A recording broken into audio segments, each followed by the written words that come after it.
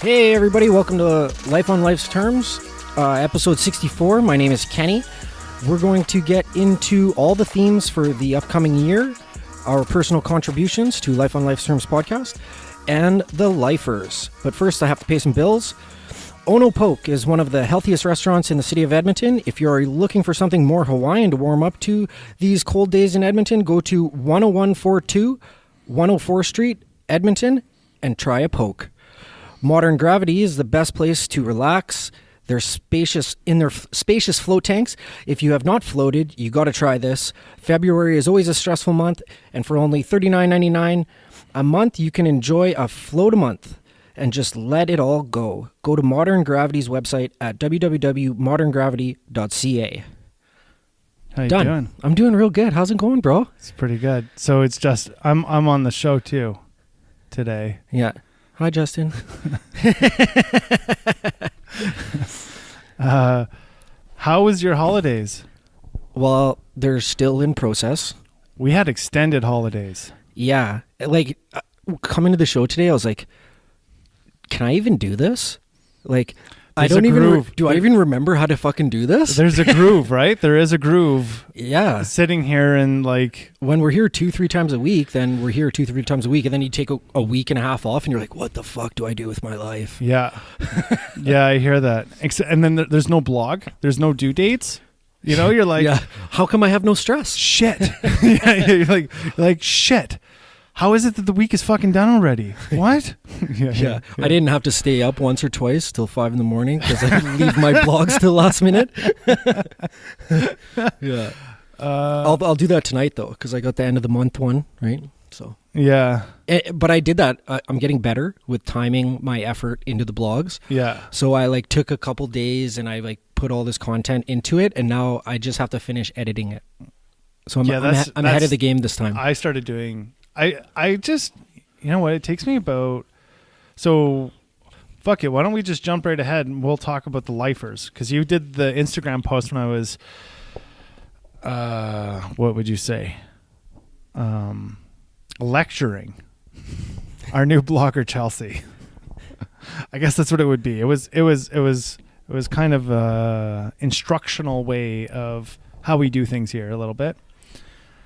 First off, though, I'd like to say we didn't know what the fuck we were doing in the beginning of this thing. I think we said that last year to a degree, and we've kind of learned some pretty significant skills over the last year in doing this about time management and recording, so on and so forth. So one of the things that what I've kind of learned with blogging, and I had suggested this to our new lifer, Chelsea, is that you got to just write whatever it is that you're going to write down.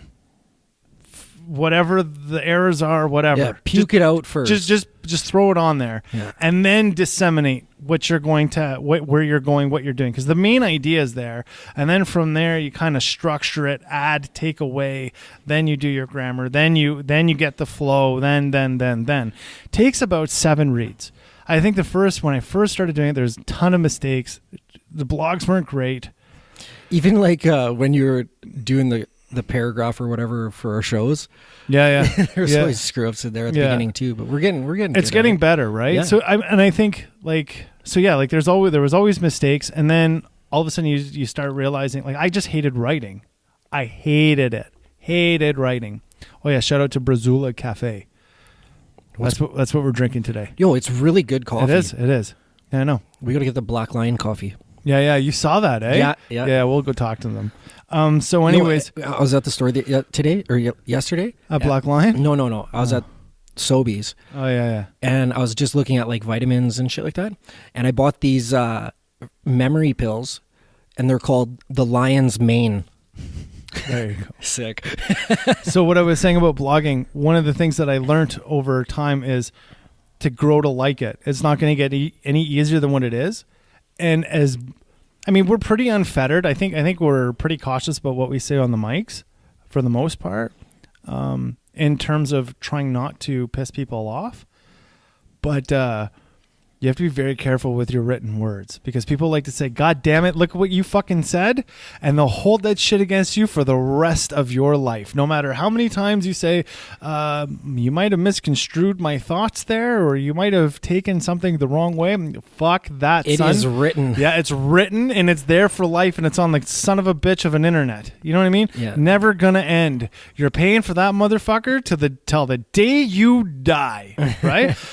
Heaven forbid that you decide to change your fucking attitude or your opinions or your thoughts or your beliefs. Heaven forbid it. Because now you are what you are. Shit for beans, man. You're that for the rest of your fucking life, right? I mean, God bless Twitter, but that's what I hate Twitter for. And I have decided to pump in more time on the old Twitter machine. And I'm not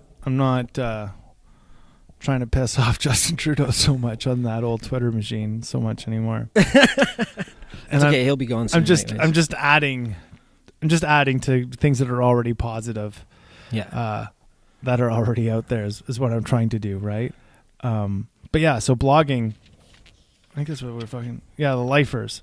So we kind of jumped a little bit. But lifers with the blogging, I'm really looking forward to this. It's our family. Yeah, I am so looking forward to having more bloggers that are part of Life on Life's terms in a more formal sense. Yeah.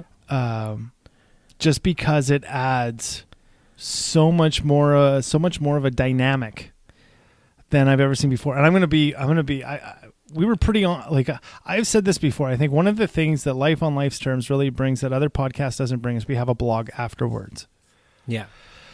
And a lot of other podcasts, I think, miss that because there is somewhat of an opinion that needs to happen after. Like, I mean, how many times have you ever been on the mic? You and I have a conversation, and then we're like, "Fuck, oh yeah, what about that? I should have talked about that." Yeah, or even like my opinion's changed since last talking to this person, or whatever it may be, right? Yeah. And the afterthought is always like that last little. You know when you blow a load and there's just like that last little bit that like just jerks out a little bit, you know? That's probably the one that's going to get her knocked up. You know what I mean? That's the one where the balls juice out and there's just nothing left. They shrivel up. Yeah, and that's the last push. That's kind of what the blog is, but it's nice for us. Great, so you just called the lifers the end splooge. I mean, it's more like that for us, and to have people who are sitting there dedicated, listening to this show, and writing the content that they're writing. I think it's just going to be. I mean, it's going to provide more value to people because not only do they get to listen to our opinions about something, but then they get more people talking about what we talked about afterwards. And so I think we're going to kind of go ass backwards from your list a little bit because there is a segue to this. But I think one of the things too is that it doesn't matter if these bloggers are in contrast to what we're saying. You know, if they have an objectable opinion towards what you and I have said on the phone, that's a good thing on the mic. That's great. I'll still publish it. The only thing, and this goes back to like our personal contribution. So everybody who's listening knows that you and I are hosts. Yeah. What they don't know is that in the background, we have different job titles. Yeah. And so being a primary content creator, which is your title, yeah, and myself being an executive editor, essentially your job is to create those interviews to come on to the show. Yeah. So for instance, in last season, what people probably didn't know is that when we did the 3-ways, those were your contributions. Yeah. Like those were you brought those guys in the studio. Now on the other side, I'm the guy who edits all of the audio, and I'm also the guy edits in the context of like compression. I make it sound good to the best that it can be. You put in our intro music and our exit music. And then when it comes to disseminating what's being published on the blog, I have to make sure that people don't use things like the word Nazi all over the place. Sorry. Things of that nature. So, I mean, I will always edit. I will always publish something, even if it's in direct contrast to what you and I are saying. I don't care. I mean, I don't I don't hold identity within my opinions.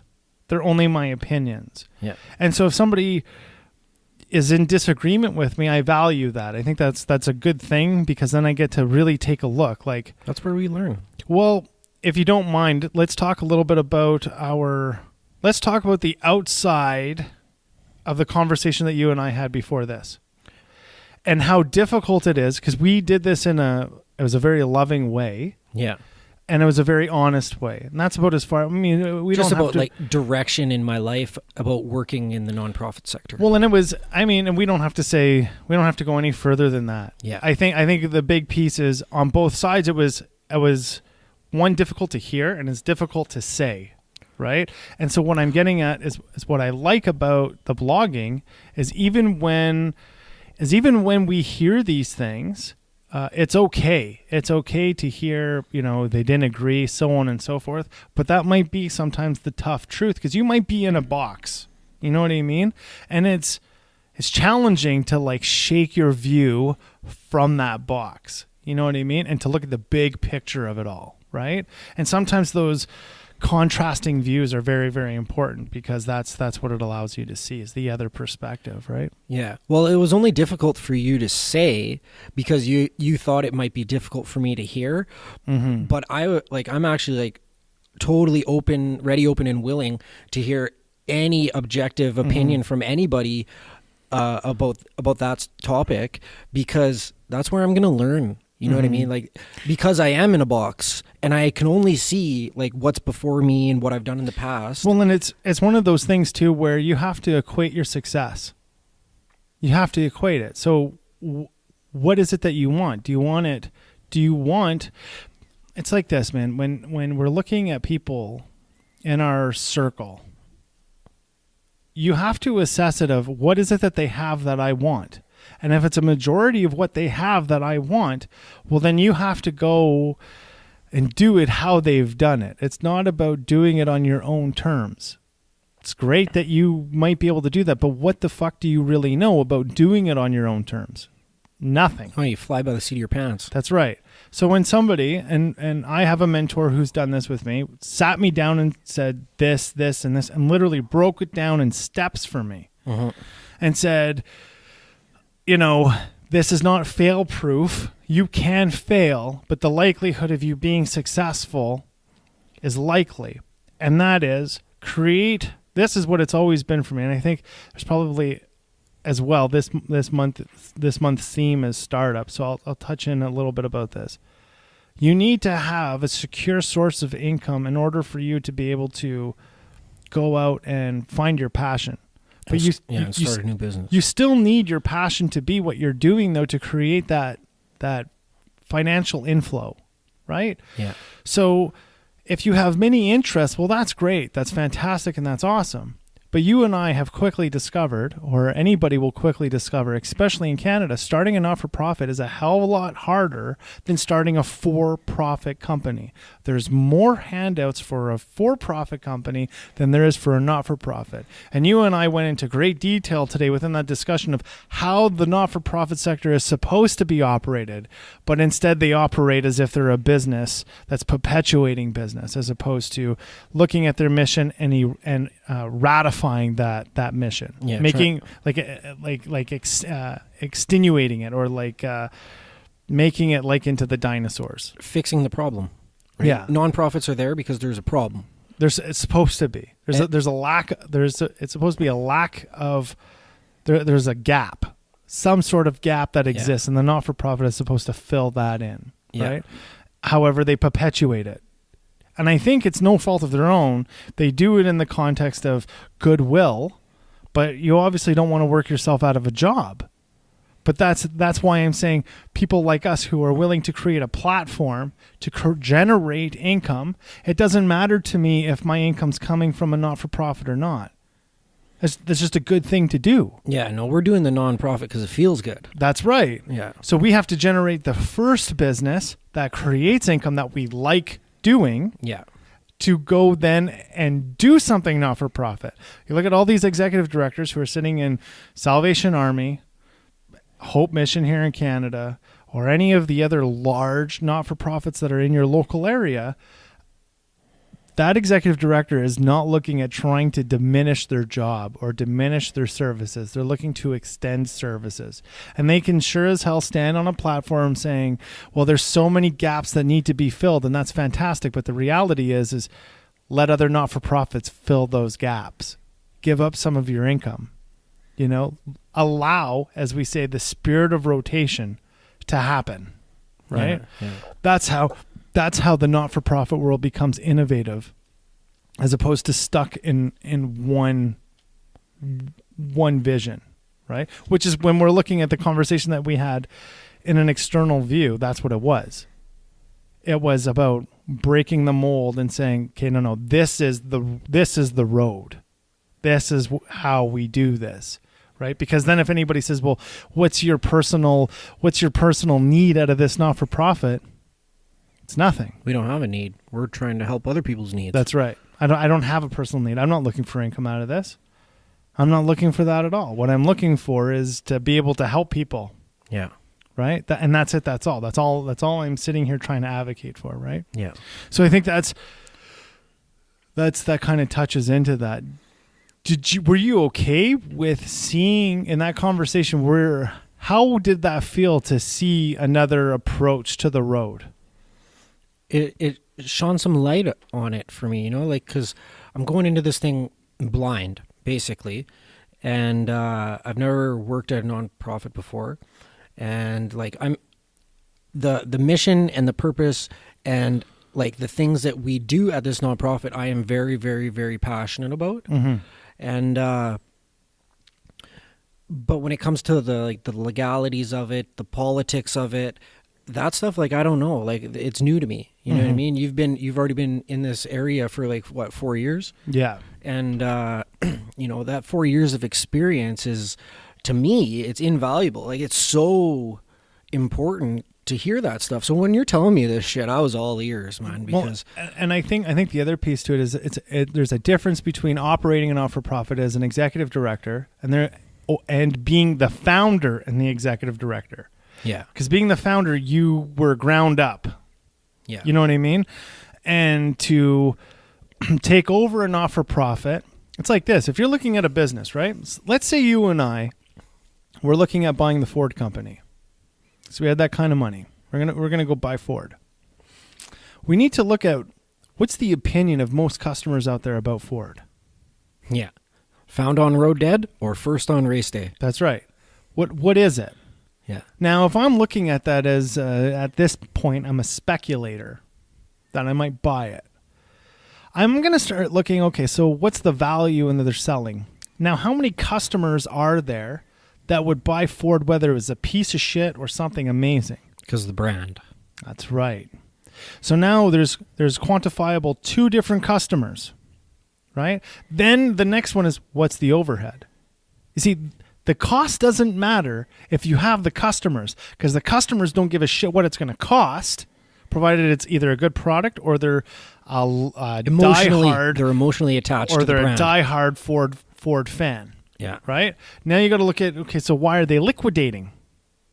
Right? Why are they dropping? Why are they cutting production? Is it because they can't sell it, or is it because they can't afford the overhead? So now you start looking at these things. But the main goal or the main focus is those customers. Now, the problem with the not-for-profit sector in Canada is we are all selling to the government. No matter what it is, the government is the one who has the shortfalls within social economics or social programming, right? So if that's the case, we're the ones who are selling to the government. Well, guess what? The government is one customer, and they have all the money. And you can't go and ruse the market by getting a competitor against the government. They just don't give a shit. There is no competitor against the government. And they'll get off their ass whenever the hell they feel like it. And if you piss them off, you're done.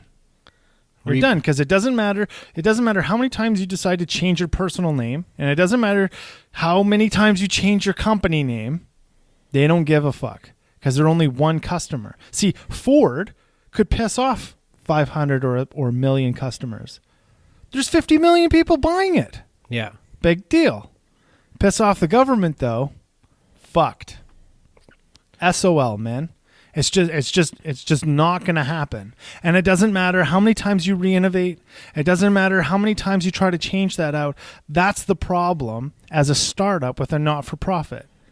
You have to start in Canada. And I'm only speaking in terms of Canada.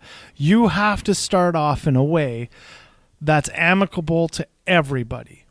And that's I think that's why I took so well to this podcasting business, was because we are not in competition with any other podcast. It's actually to our benefit to have many podcasts. Yeah. Right? It's like a network of different media outlets, and we can go on their media outlet and they can come on our media outlet. Exactly. And this is the whole point of not-for-profits. All not-for-profits are supposed to work with each other, and you have to be amicable towards each other in the services that you're providing. Without duplicating. That's right. However, we don't actually see that. You see major not-for-profits taking over more of a mandate because they want to perpetuate their business under the cloud of we're credible already. Yeah. We already have made them. We already have the robustness within our finances to do that. See what I'm saying? So there's no innovation. Because it's the same not-for-profit who is now going to perpetuate or move forward into a new area of a mandate under the cloud of, well, we're already reputable. Well, that's great that you're already reputable, but how well did you do with the last issue? That's my question. Did it become eradicated? Is it extinct? Because if it's not extinct, my opinion, you need to go deal with that before you go to another one. You don't just add to something that hasn't eradicated the last problem that they saw as an issue. That's like saying you fucked up this one, that's like saying to a junkie, look at that, you relapsed. Let's give you another $50 to see if you relapse today. What?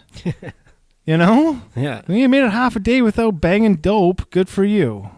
Here's $50. Yeah. Thank God you're only fucking you're just smoking oxys instead of fucking shooting them.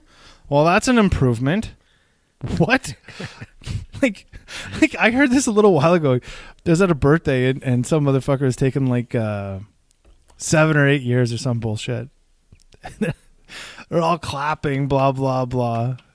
And so it was my turn to talk. And I was like, congratulations, you did what you were fucking supposed to do in the first place. Taking drugs is bad.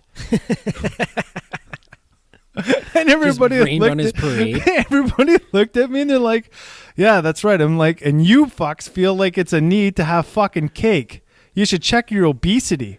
Are all you fucks addicted to sugar? Then they all started laughing because that's kind of my attitude, right? Sometimes I'm this crotchy, salty fucker. And so they all salty crotchy. Yeah, sometimes I don't wipe all the time. So anyways, there was a nice applaud from the crowd because that's not genuinely who I am. I kind of just poke fun at it. Yeah. So it's really nice to be at that birthday and to see this person take so much time because they have done the right things. They've really changed their life, right? Yeah. And it's really cool. I think if you can get the idea of running your life like a business in a matter of a fact way, then it's easy to get into the life of business. Being an entrepreneur is not easy, and you need to have many, many different ideas in order to be a successful entrepreneur. And, well, it's easy to go get a job when the company's already set up and they give you benefits and they provide this cloak of security, this magic cloak of security that your job's going to last forever and you're protected and we'll provide you with insurance packages and all this shit. And all of a sudden the company goes bust because the owner's a crackhead and then you're out of a job and you got no benefits for your kids. Yeah. I mean, I would rather, that's a matter of opinion, right? And like, that's just my perspective on it. I mean, I agree to that perspective because you've probably been not working for the right people and at some point in our life. But I have worked for big companies like Stantec, and they took very good care of me. And I probably would be retired today if I didn't shit the bed in that job. But regardless of that, I like being my own boss. I learned very, very quickly. I had many laboring jobs earlier in my life, and because I didn't want to sell drugs. So that's why I went into construction. I was a bricklayer for a while, right?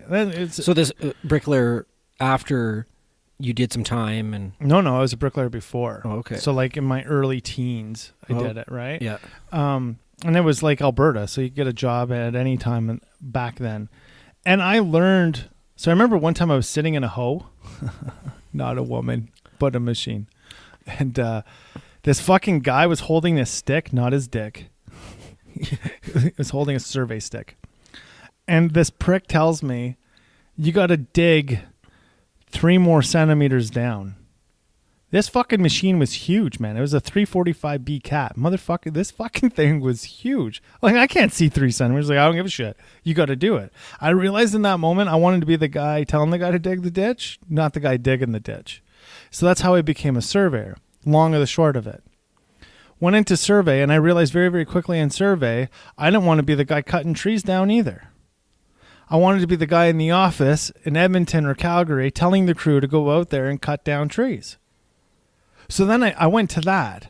And then I realized when I broke bad after my daughter died and all of that, I realized there's a precipice in my glimmer of, well, I shouldn't say, but in my addiction career. Because I've been an addict for a long time, but there was a part in there when I was successful at being a gangster, really, at that point. And I realized in that moment, I never want to have to take an order from somebody again. I realized that. And it had taken me some time to get there. And then when I went to jail and so on and so forth, I went back to the survey field and I did all that stuff. And then somebody very important to me said to me, what are you? What are you worth? And I had to really think about that. And they said, do you do what you love? Do you even know what you love? And when you know what you love, are you worth it? And then he said to me, are you worth a pound of gold or an ounce of coal? And these were pretty drastic fucking questions, proposals of questions that I had to face that he told me. And the assessment that came down was, 1, I didn't know who the fuck I was in the first place. So how in the hell did I know what I loved? Because I had no idea who I was. And then I didn't know what I was worth because I didn't know how to love myself. And was I worth gold? Nope. Because I didn't even know the value of gold. Was I worth coal? I hoped so at that moment. That's what I realized. I hoped I was. Because I didn't know how to love myself. And I didn't know what I loved. See that? Yeah. And then when it all kind of clicked for me, it was like, now I know what I love, and now I know what I'm worth. And the beauty that came out of that is eventually this podcast. You know, that came out of this. Some other stuff that came out of this that allows me to be able to not have to take orders from people today. How did you come to the realization that you are valuable, like you're worth? What was like some of the work that you did there? So most people think that, and you'll hear this from sponsors in AA and CA and stuff, okay? You'll hear them say, motherfucker relapsed on me, right? Or you hear counselors say this shit all the time. He relapsed on me. Nobody relapsed on you. The only way how you know you're valuable is you prove to yourself today that you can stay sober. That's the only person you got to convince. You cannot be convinced by people around you staying sober because of what you've done. You haven't done nothing. The only person who you have to do anything for is you. And the consequence to that is the people around you will get the positivity out of that without you even trying.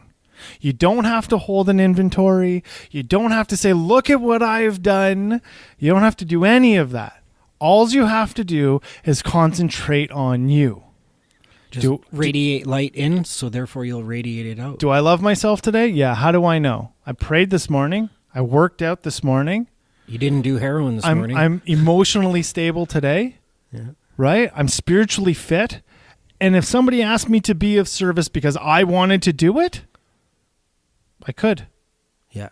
If I was asked to be of service because it was a God or odd situation and it was landed in my lap, could I? 100% I can. Yeah.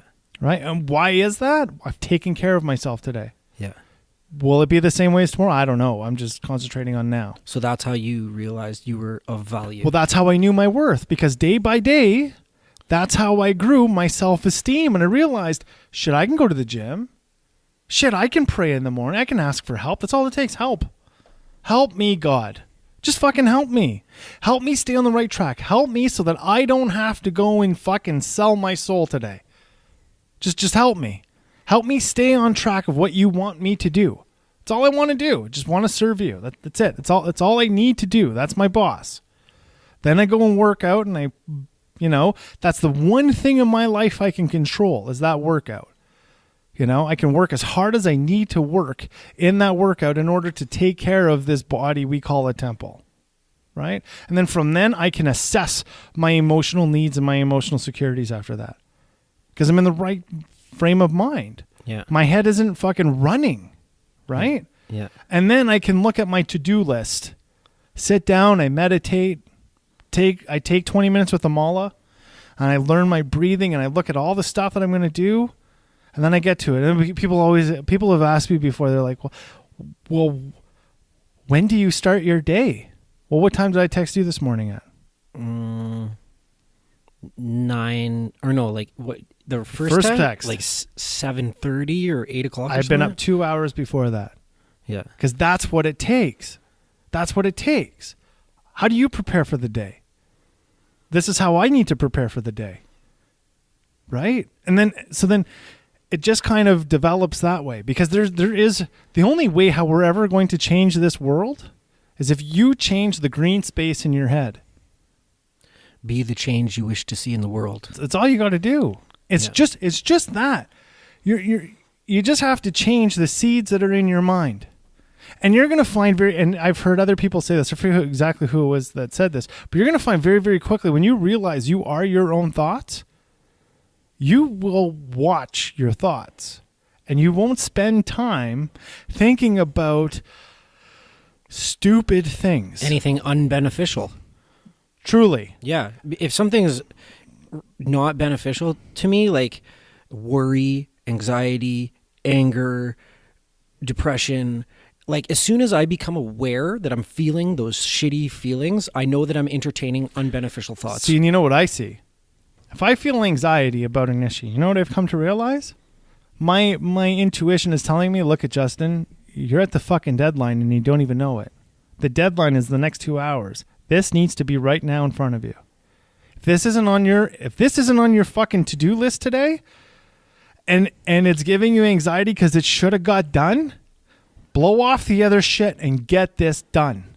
Yeah. Because that's the only way you're going to be able to look at that emotion and say, fuck you, I'm dealing with you now then. You want to be an ugly fucker to me? Watch this. I'm going to deal with you now, and I'm going to give it a solution, and then we're going to be done, and then I'm going to get on with the other shit that needs to get done today. And by looking at it that way, there's no avoidance anymore. Yeah. There's just none. It's fuck you, we're doing it now then. Solution orientated, taking massive action in the now, right now. Because living in the moment, like I said, if I feel that anxiety, I don't want... Then you're in the future. What I keep doing, if I keep saying, well, I don't have to think about that right now. You know what I've avoided and I've ran. Yeah. If I say, fuck you, okay, let's do it. Let's do it. You want to do it? Let's do it. Anxiety doesn't play on me anymore. No. Because anxiety is like fear. That's right. Right. It's a perpetuation of it. And what I realized doing a set of steps, I'm a fear-driven motherfucker, man. Fear is my number one enemy. 100%. Yeah. Because when you feel fear, you get like angry at the fear and take action. That's right. And working out of anger is irrational. 100% of the time, it will always be irrational. So how long did it take me to learn not to be irrational? It took me making a phone call to what I call a mentor or a sponsee, and the same one over and over again. Not many, the same one, because that motherfucker had exactly what I wanted out of life. And when I called him and he'd say, well, Justin, you're not going to like this. You know that anxiety that you have right there? I want you to write that down. I want you to write down the situation that it is. And now what I'm going to ask you, because you fucking idiot, you went and got yourself a career job. You got to call in sick this afternoon and deal with that motherfucker. Because you should have never gotten a fucking career paying job. You should have taken a motherfucking volunteer job so you could blow it off this afternoon, go to a fucking meeting, and then go deal with this thing that you are having an anxious feeling about. Yeah. And when he said that to me, I was like, son of a bitch, you're so right. Yeah. I jumped this because when I was early in this thing, I was fucking anxious about everything. Shit, what color of underwear I'm going to wear today? I don't know. If I wear green ones on Monday, usually it's a shitty day. Like on that premise, fuck, I never wore green underwear on Monday. But that was fear. Right? How is it that underwear, the color of underwear, have so much power in my life it can dictate if I'm going to have a good day or not? That's fucked. That's so superficial. It's a joke. And I've already defeated myself for the rest of the day because I'm fucking wearing green underwear on a fucking Monday. Right? Like it's so crazy.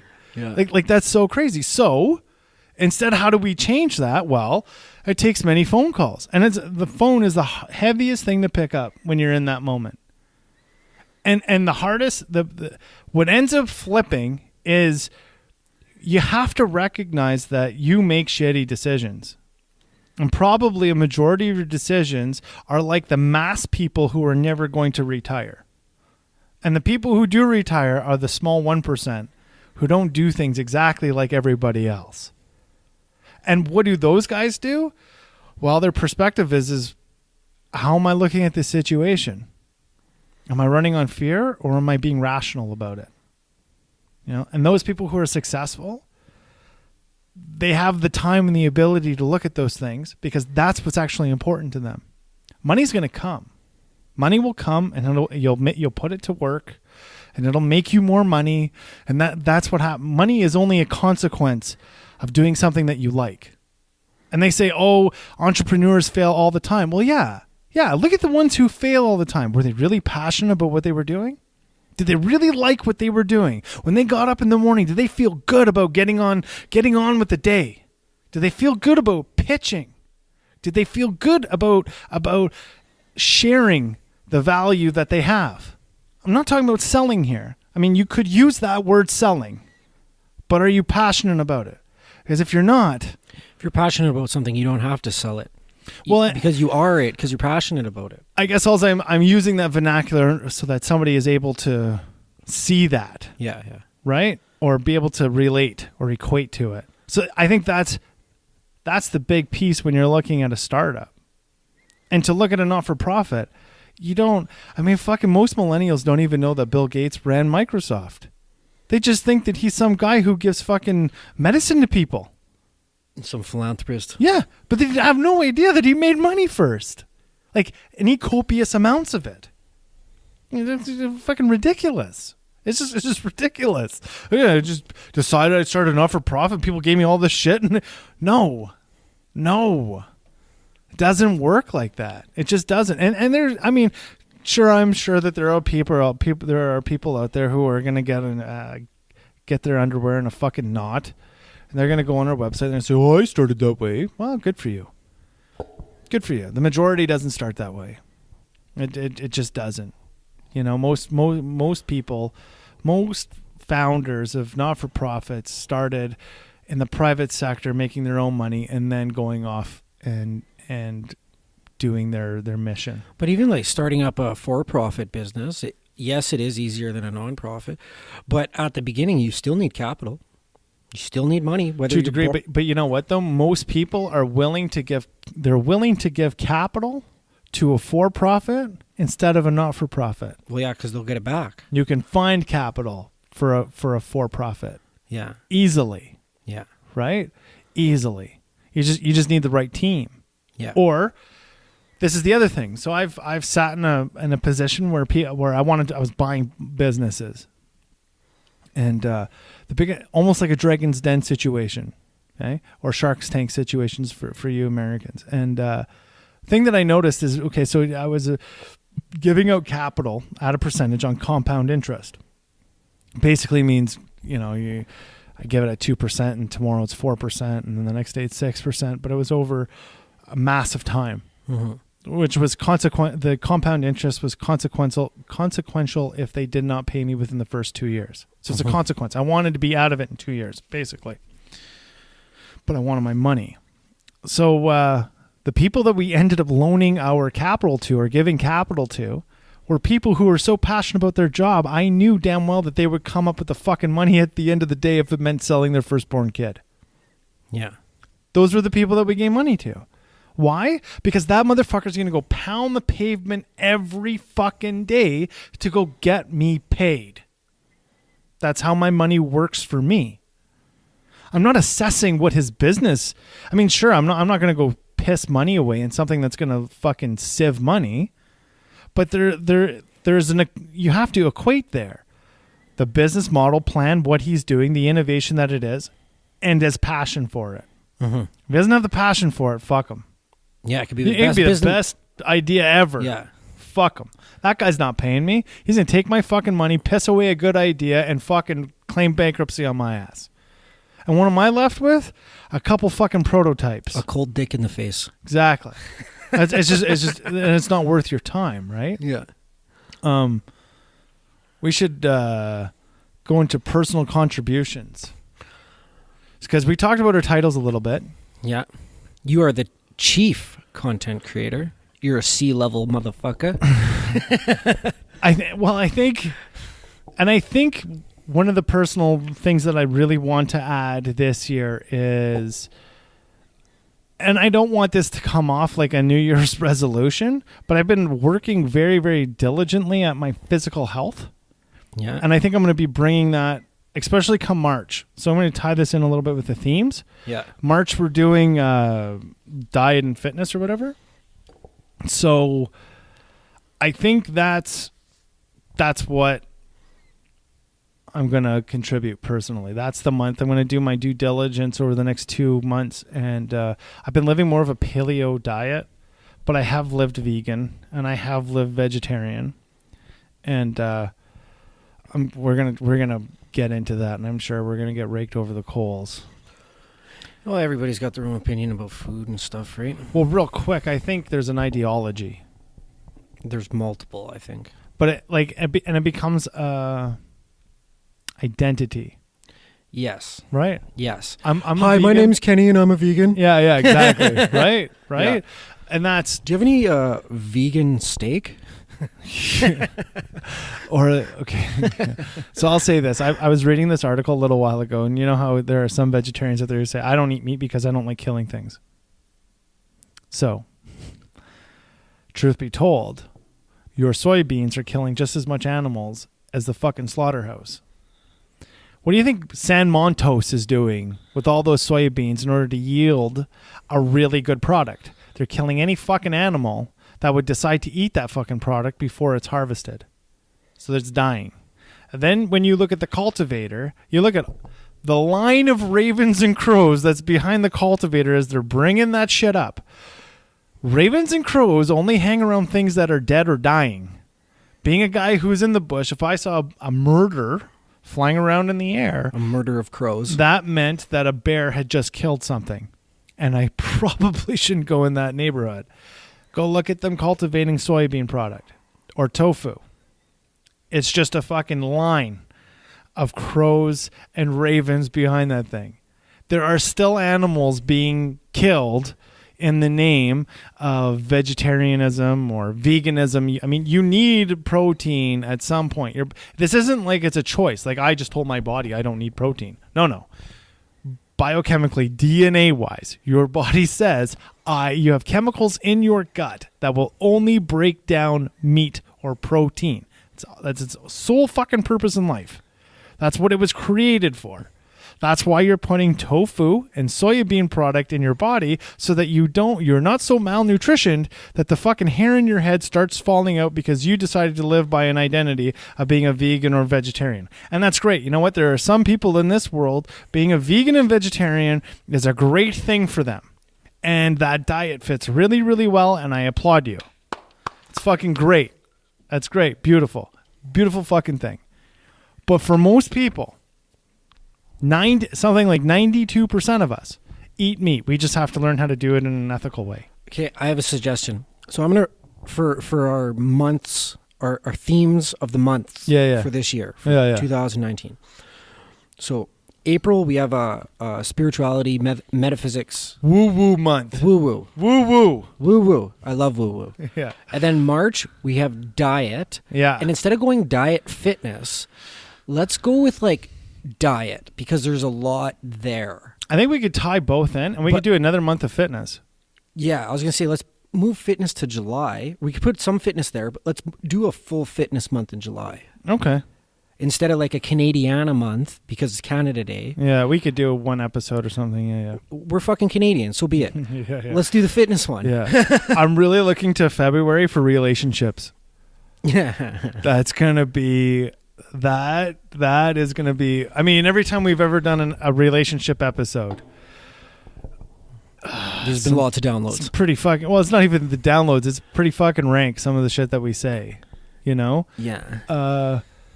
It's pretty wild, man. Like, it's like... We've obviously had our fair share of relationships. I actually am going to talk about the breakup I had with the church, I think, over that month through my discernment.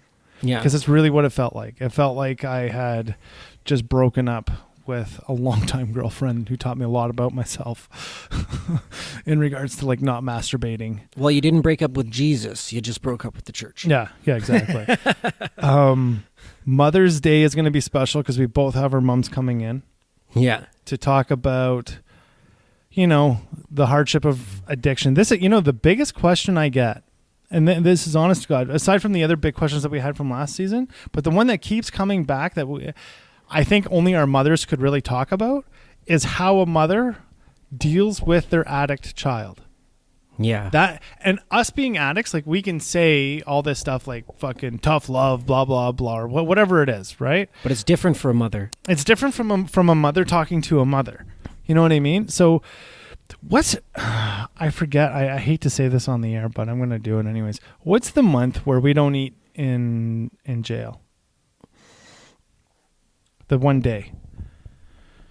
It's I'm putting you on the spot. It's August. Yeah, August. So you know what I was thinking for August? So we have Folk Fest in the Fringe. Yeah. But that's very geographically for us. Yeah. I think we need to go into restorative justice in August. And we're going to talk about justice issues. Fuck yeah. I think that's where we're going to go there. And yeah, and then of course we have the Sober October campaign, which I'm fucking totally stoked for again. Yeah. And then the Movember is going to be awesome. Yeah, Movember and men's mental health. Yeah, that'll be great. And then of course Christmas again. October. So we should do October and then Movember. We should do Sober October, put mental health in there and in fucking it could November. Yeah, so it'll land in both because it kind of did this last season too. Well, yeah. Yeah, we'll do it again. Okay. Yeah. And then September's open, but it may be vets.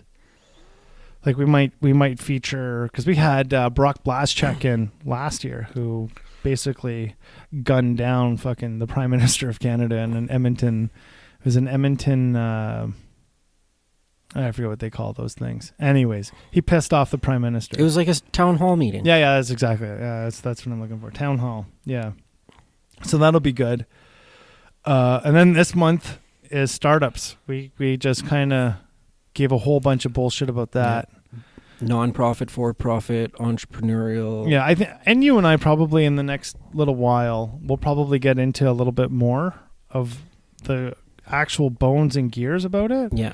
We might even talk, I think what we might even try to do this month, you and I, as a topic, is talk about incorporating a media company in Canada, because that's basically what Life in Life's Terms is. It's a media company at the end of the day. Yeah. And how that looks as a structure and why we are different than radio, why we're different than TV, and why this medium is one of the best. In my opinion, it is the best medium. This is the medium of the future. Yeah. The only issue I see in America is that the talent pool is so deep and there's so many doing this that it's really hard to get out there doing it. And so we can talk a bit about that. Like, I think because there's so many of us, it's really hard to stand out. But we can talk about why we're doing the blog. And we can talk about some of the stuff that we're doing in order to get out there, you know, because we have a very good response. And I think this year is going to be, this 2019 year is going to be an amazing year for us, I think. Yeah, well, we've only started, 8 months ago? Yeah. Yeah. So we didn't even get a full season in. So it started May of 2018. Yeah. And then I think then you came in June. Yeah. So 3 months later. And like I said, really in those times, we didn't know what the fuck. Like, we didn't know where we were going for a niche. I listened to your an episode, like not the full thing, but just like episode 4, right, of you by yourself, just talking about whatever. And like, I listened to that last night just because for the first time, I found our podcast on the podcast app, right? Oh yeah, because like I never looked for it on there before. We are on Spotify. It is Life on Life's Terms. They changed it on Spotify. I can't even remember. They changed it on Spotify. It was like an apostrophe S on the end of Life on Life's Terms, one word with an apostrophe S. That's how it was. Now it's like Life on Life's Terms, separated words, I believe. Okay. Is what it is, yeah. There's going to be a bit of that changing. Like, we're going to try to make it easier for people. Because the other Life on Life's Terms, I think, gave it up. They quit? I think so. Oh. I haven't seen... Well, they should just take our brand. I think... I haven't seen any new episodes, but maybe they're doing a Christmas. Yeah. Like a Christmas break or something, which... well, it's good. Yeah, God bless them. Yeah, BPO. Best possible outcome. Yeah, I wish them whatever. It's all good. But, yeah. Hey, if you guys ever listen to our show, the other Life on Life's Terms podcast, contact us. Yeah. Let's work together. Yeah, for sure. So what were you saying about that early recording? Oh, and just like the flow of the episode, and like even your voice is different. And it's not different like you have changed, like you've grown in talent in being able to like structure your sentences and like put together some valuable content for the listener. Well, I think, and there's not so many ums. Yeah. I learned that real early. I'm still learning that. Fucking ums. I mean, it's not too bad. You know? Yeah. You know? Yeah. Yeah, I can be bad for that too. Or everything like that. You know? I mean, the quintessential Canadian A, but I'm probably not going to drop that at any time. Unless you do it like real indigenous. Like, A. I think... I think from where Life on Life's Terms started to where it is now, it's developed into a perpetual, long-formed podcast. And I'm very, very fortunate to be able to have the time to continue this community, really, because that's what it's starting to grow into be. It's more of a community than it is a show where we're disseminating information. I think the recovery world itself, I'm telling you, anybody who's listening to this, anybody who's in recovery, I would strongly encourage you to suggest to them to listen to this show, because as much as we don't hit on recovery a lot, it just ends up developing into that. Yeah, we always have like the life experience to relate to. Like, so our life experience, we've made big transformation. We've recovered from criminal addictive thinking, and we can relate that like change, that transformation, the courage that it takes, the suffering that we had to go to any other aspect of life. Mm-hmm. Well, and I think that's really the perpetuation of how. That's really the start of where. Let me back this up. That's really the start of where positivity started in our lives. Yeah. So we will always walk it back to the place where we made the hardest change. Yeah. And I think that's always been a difficult thing for anybody, is to admit that change has to happen. And then the next The next hard decision is to make that change happen. Admitting it is the first step. Step 2 is accepting it. And accepting it means it's happening.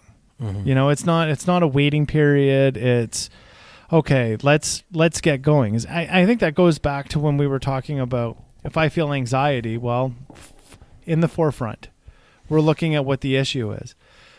One of the things that I realized is if I'm in the solution, so if I'm going forward into finishing something and not procrastinating and not sitting down or sitting idle about about a situation that may be giving me anxiety or sitting with whatever it is, I feel better that I'm in the solution. Yeah. That's the dose right away where it's like, you don't need clonazepam to stop fucking anxiety. What you need is to say, I'm going to go deal. I'm going to go deal. And if you do it in a natural way, next thing you know, you don't need clonazepam the next time you're dealing with an anxious or contentious situation. You can literally, and see, we use faith. Some of us use this thing called faith in context of this. God, give me the power in order to do this. Because in my opinion, God's put me doing many things that I never thought I would ever do. So is he going to get me through this thing? God willing. You know, he's not going to let go of my hand now. You know, he's encouraged me this far. Why would he stop encouraging me? I mean, he's not a human. He's perfect. So if he's perfect, sure, he's going to give me the power that it takes. All I got to do is believe. I just got to trust. Just need a little bit of faith. The next thing I know, I'm fucking doing an amends with somebody who probably would have murdered me. Right? Like that's where it brings you. You didn't see it as that until you're right in the middle of it and you're like, holy shit, this thing's going pretty good. And the next thing you know, the next contentious issue, you can dare to compare and be like, I got this. I was in court and they're going to give me 14 fucking years and got a 2-year CSO on a community out program.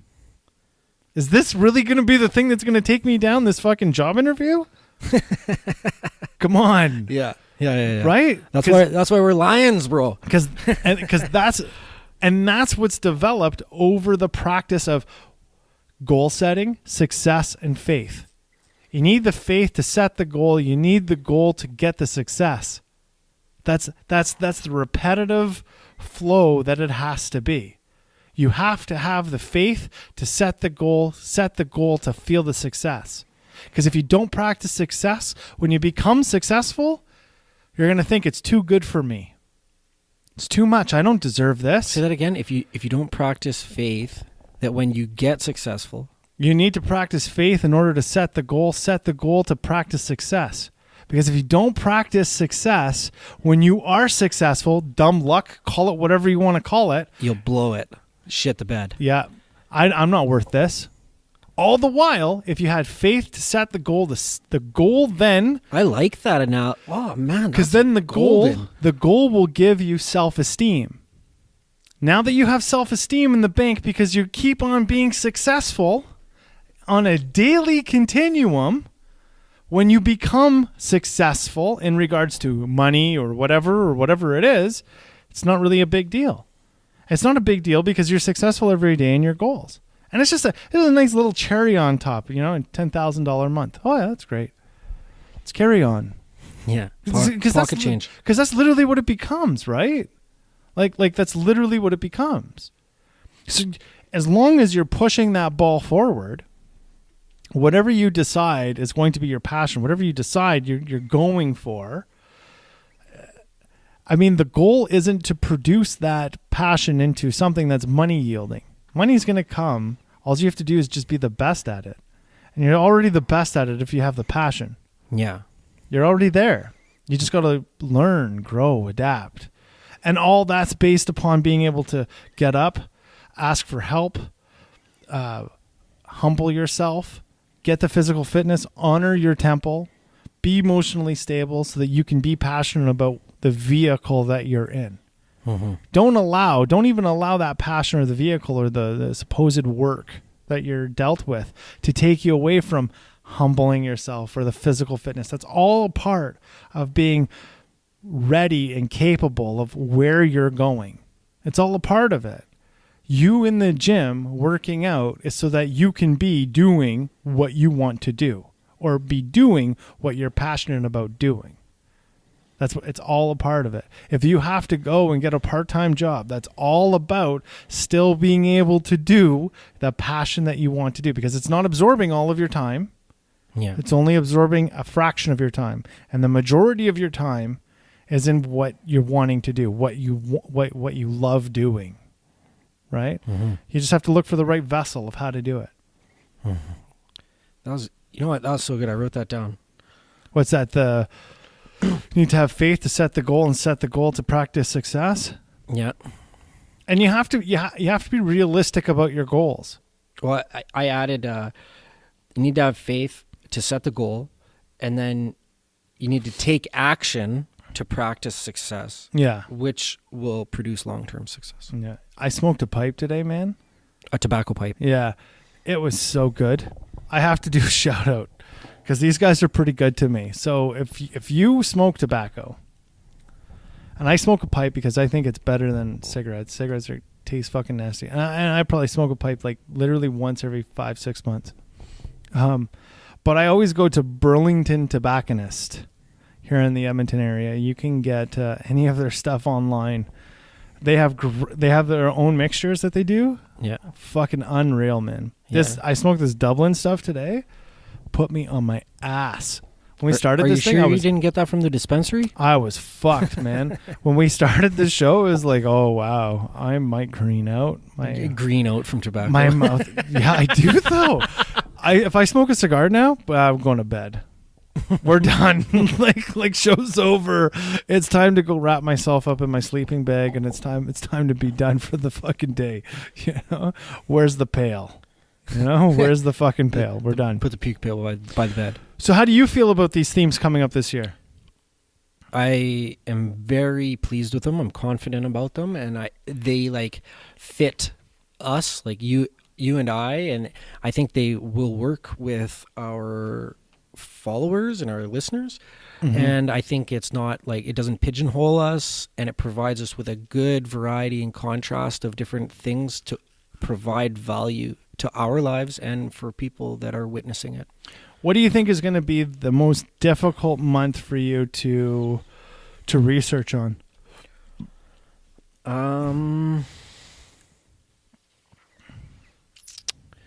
Maybe if we're going to stick with the September, which will be like veterans. Mm-hmm. Like, well, my grandpa was in the military and stuff, and I can still relate to some of it, but I don't agree with war. Yeah. So, like, my feelings on that are kind of up in the air still. And yeah, I don't know. I think for June, for like Father's Day, I'm gonna really like gloat and fucking give lots of shout outs and like praise to my stepdad. Mm-hmm. and fucking talk about how fucking awesome he is. So I'm probably going to go down the line because I think Father's Day is going to be difficult for me as well. And so one of the line I'm probably going to go down is the lack thereof of a father. Yeah. Because and there's one guy who was more of a father figure for me. His name was Jim. Mm-hmm. I'm not going to say his last name. And I'll probably talk more about that. Yeah. Because he was a fantastic guy. Without him, I today would not be opening doors for girls, or like I just wouldn't be doing that. Yeah. He taught you how to treat a woman, and yeah, without being a pimp. Yeah. Have some couth and real respect, and probably what chivalry really looks like. Yeah. So I'll probably talk a bit about that, and what it was like to be a father. Yeah, we can go into that because we'll probably go there, especially like without the grounding of a bio dad's reinforcement and what that was like. Yeah. Right. Like having to try to figure this fatherly thing out. And then I might talk about the death of my child and what that was like over Father's Day. Because unlike Mother's Day, we can have our mothers come in on the show. I haven't even told my mom yet. I wouldn't suggest that our dads would be willing to sit in front of a mic, knowing that I wouldn't be willing to sit in front of him. Well, and knowing that there's been a cop in this room, they would probably consider that there's still a bug. They would probably figure that the microphones were bugged. like maybe I'll bring my stepdad in. He's fucking hilarious. Are the cops listening to that? I asked my stepdad if he'd ever be interested to come on the show. He's like, fuck no, because he's Scottish, right? But I just want to have him on here. We like make fun of him for eating haggis and fucking sheep when he was growing up.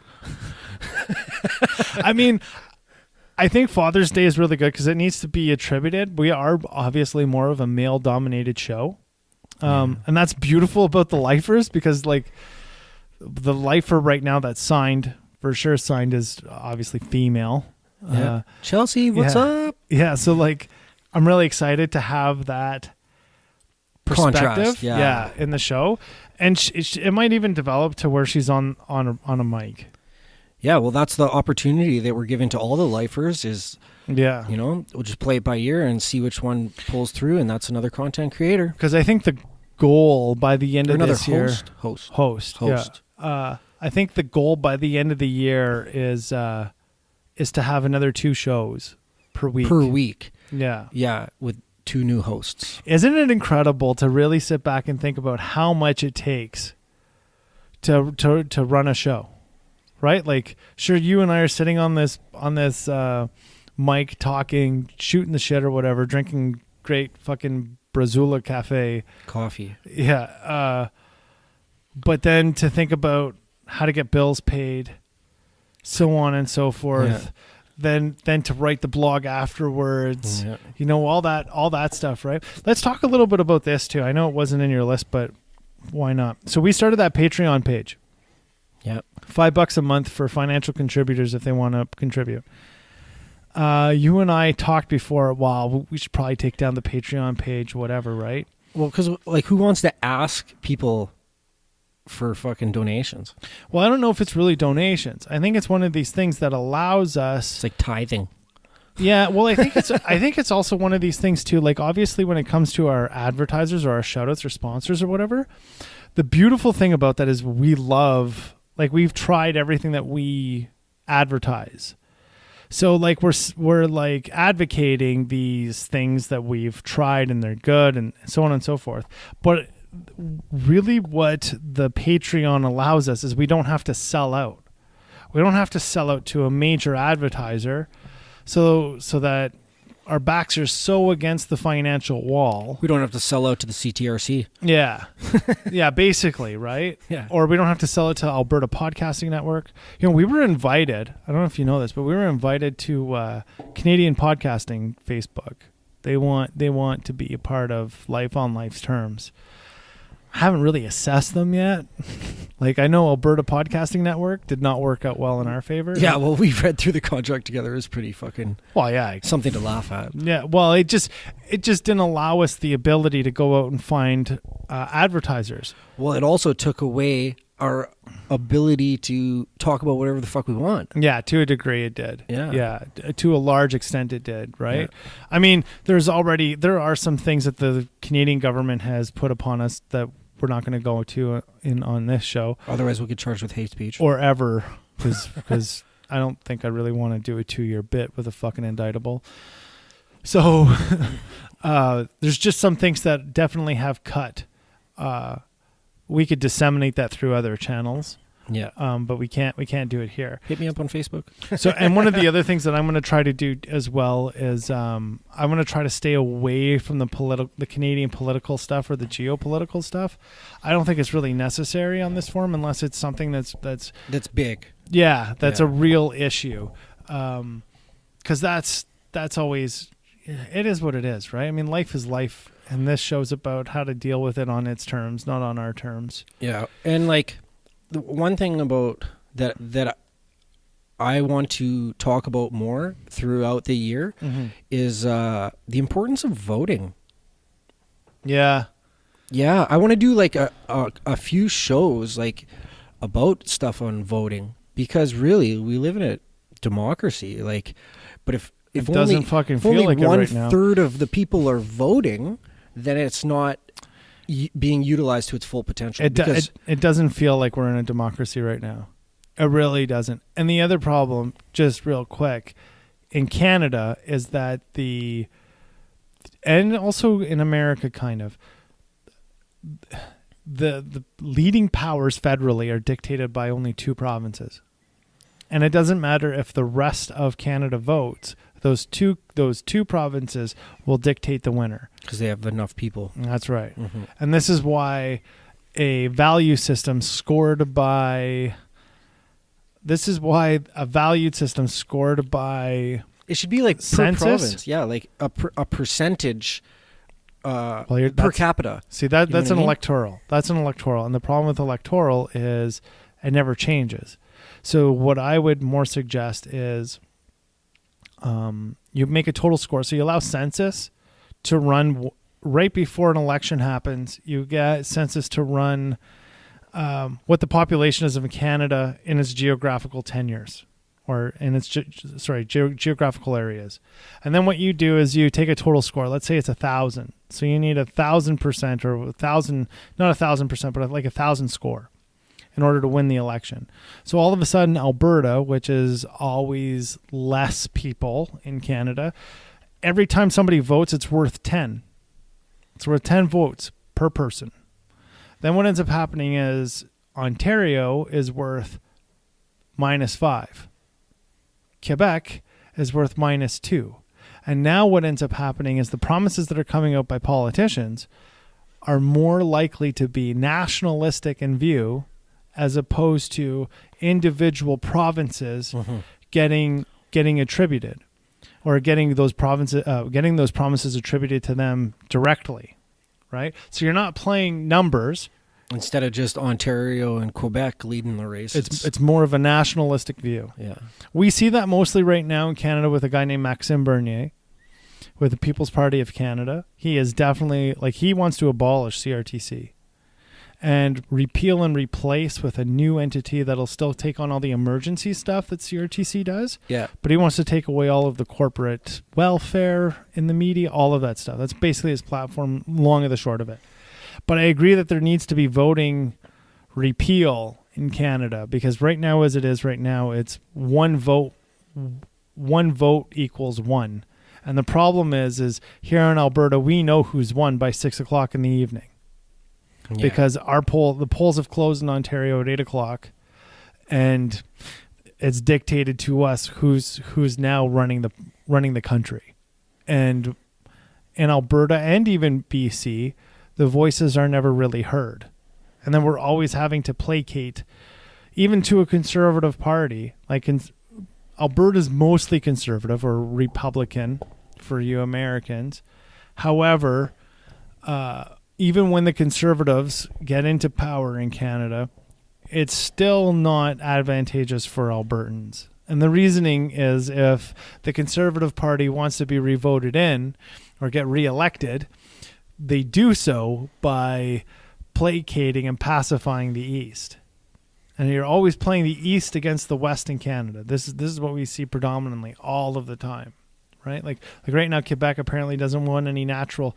They don't want any natural minerals being sold through their province, yet they're willing to bring in Saudi Arabia oil.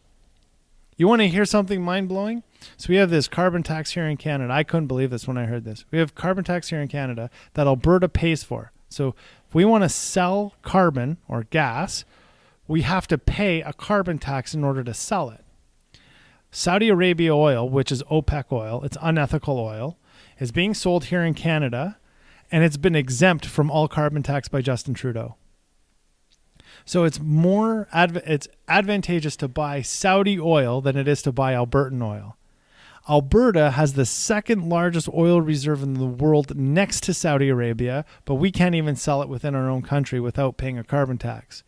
Foreign oil comes into Canada and is exempt from that same carbon tax. That's fucking mind-baffling. Shit you not. That's exactly what Trudeau did. Or what about with forestry? Mm-hmm. And they shut down all the milling plants or whatever in BC. Yeah. and they ship it to the States. They fucking mill it up for us, and then we buy it off them. So that was actually, you know what happened there? That was actually the wood tariff situation that Stephen Harper fucked up. Oh. Stephen Harper fucked that up. So like all of the mills at one time here in Canada were shut down, and that's because we're cheaper by labor. So Americans, the dollar's more expensive, and with their dollar being more expensive, what ends up happening is essentially the wages are more expensive. Here in Canada, our hourly rate is higher, but we're like, this is how bad it is. Canada's $1.32 to the American dollar right now. You know what we were only 4 or 5 months ago? $1.80. We're $1.80. We're $1.32. We drop to $1. Okay, to their American dollar, so like we're like not even on par, right? So sorry, we were 86 cents to their dollar, and now we're 36 cents to their dollar. If we drop any lower, Canada will be not in a recession, we'll be in a full-blown depression. We will be like the 1930s. We will not be able to afford our health care. We will not be able to afford welfare. People will stop getting checks. Right now in Alberta, there are more people working for the provincial government than there is people working for public sector. So like there's more people being nurses and counselors in Alberta than there is people working in gas stations. That's how bad it is. So we're government heavy, and the people who are the back paying tax paying people don't have work. There's no work. They can't pay their taxes. They're all indigent. There's no work. There's no jobs. That's how bad it is in Alberta right now. And this is all due to the carbon tax and BC 69. Like, see, this stuff we can still talk about. There's other issues we can't talk about in Canada. Yeah. This issue we can still talk about. And as soon as BC Bill C-69 is passed, which it will, because we have Justin Trudeau has a majority government, which means he can dictate how he wants his terms. Once it's passed, Canada will lose the ability to have a pipeline in Canada again. There will never be another pipeline built again. What? Like how does that even happen if you pass a bill and then he's not in power anymore and it goes back to conservative or something like? Because then it's a repeal and replace situation, and we don't really have that process in Canada. The Supreme Court of Canada would have to determine it unconstitutional. Here in Canada, we have a Constitution of Rights, and we also have a Charter of Rights, which are two separate things. Yeah, it would have to be proved that we're being eliminated. Like there's a constitutional issue towards lives in Canada. Fuck, check the suicide rates. So now what ends up happening is but the argument that you're standing on is not something that can be presented to the Supreme Court of Canada. Yeah. Because the Supreme Court of Canada can only look at something that's an illegal action or a lawsuit action. So somebody would have to sue. You and I would have to sue the Canadian government in order to have BC, like Bill C-69 or Law C-69, repealed and replaced. And you'd have to have a majority of Supreme Court judges to do so. Mm-hmm. That probably is unlikely. That's just like hate speech laws in Canada. You and I talked about this in the episode called The Speech, where it's an hybrid indictable offense in Canada, which means you have a federal charge, but you're going to do less than 2 years. And if you don't breach the 3-year time in sentencing, you will never make it to the Supreme Court of Canada. Therefore, it's never going to be fought.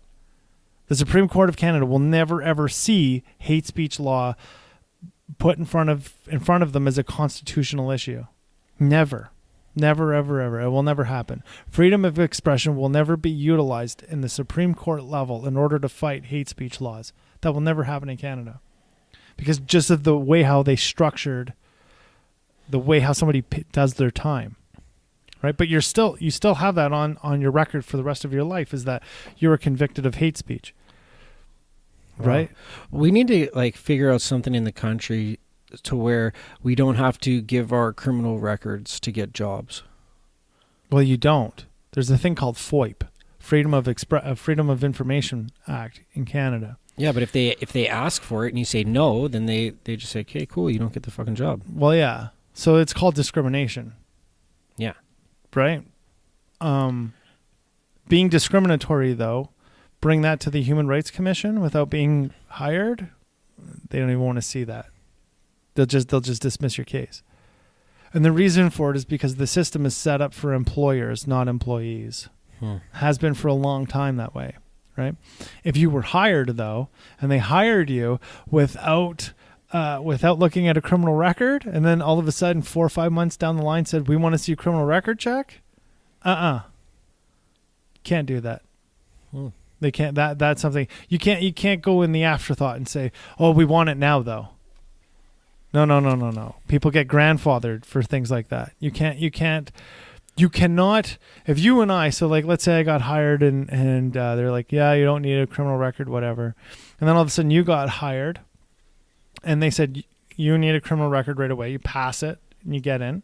And then all of a sudden they come to me 4 or 5 months later and say, now, Justin, under the new protocols, you have to get a criminal record check?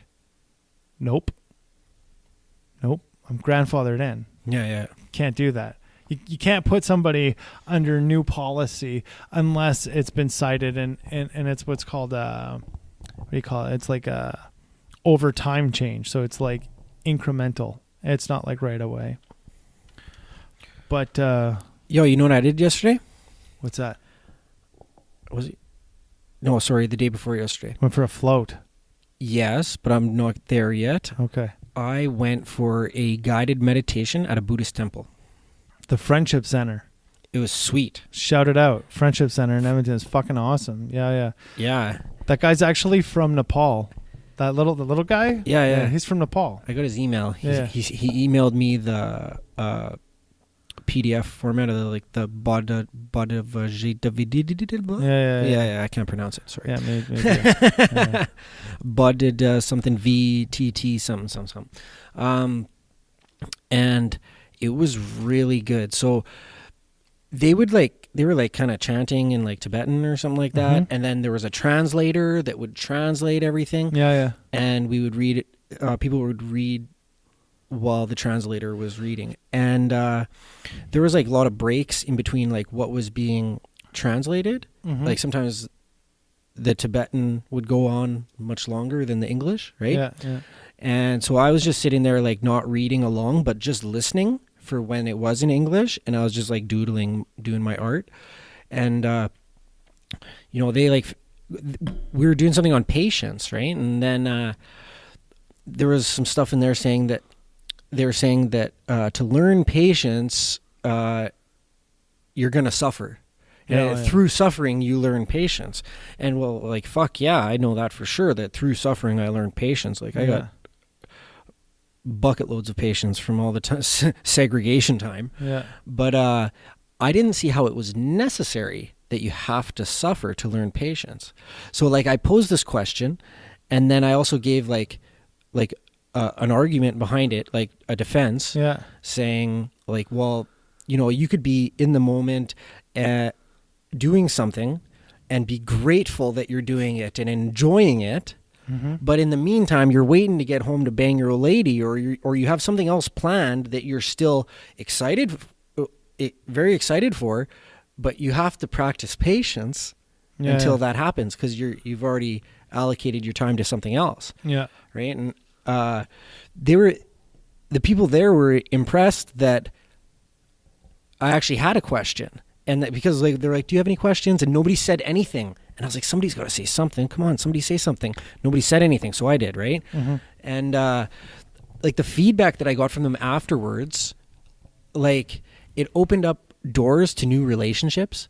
Like I met all these people there, and they were like, please come back. Like, we loved hearing that conversation you had with the translator who's like abroad somewhere that was Skyped in. Yeah. It was pretty cool. Patience and suffering. Suffering gives us the appreciation of patience, I think. And it's one of these things. So we've talked about this a little bit too, and I'll just use this as a perspective. How many times have you seen somebody come into recovery and they get everything right away? Like everything. Family's back. Oh, yeah, all the time. It happens quite often. And then they shit the bed. Yeah. So why is that? It's, in my opinion, it's because they don't appreciate what they got back. Because they didn't suffer.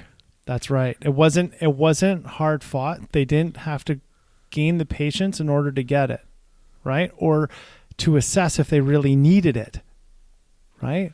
Yeah. I hear this all the time from people who come into recovery and they say, I want back what I had. I say, well, that's stupid. It's what you had. None of it was fucking good. None of it. Even the shit you think was good was fucking shit. It was shit. That's why it's gone.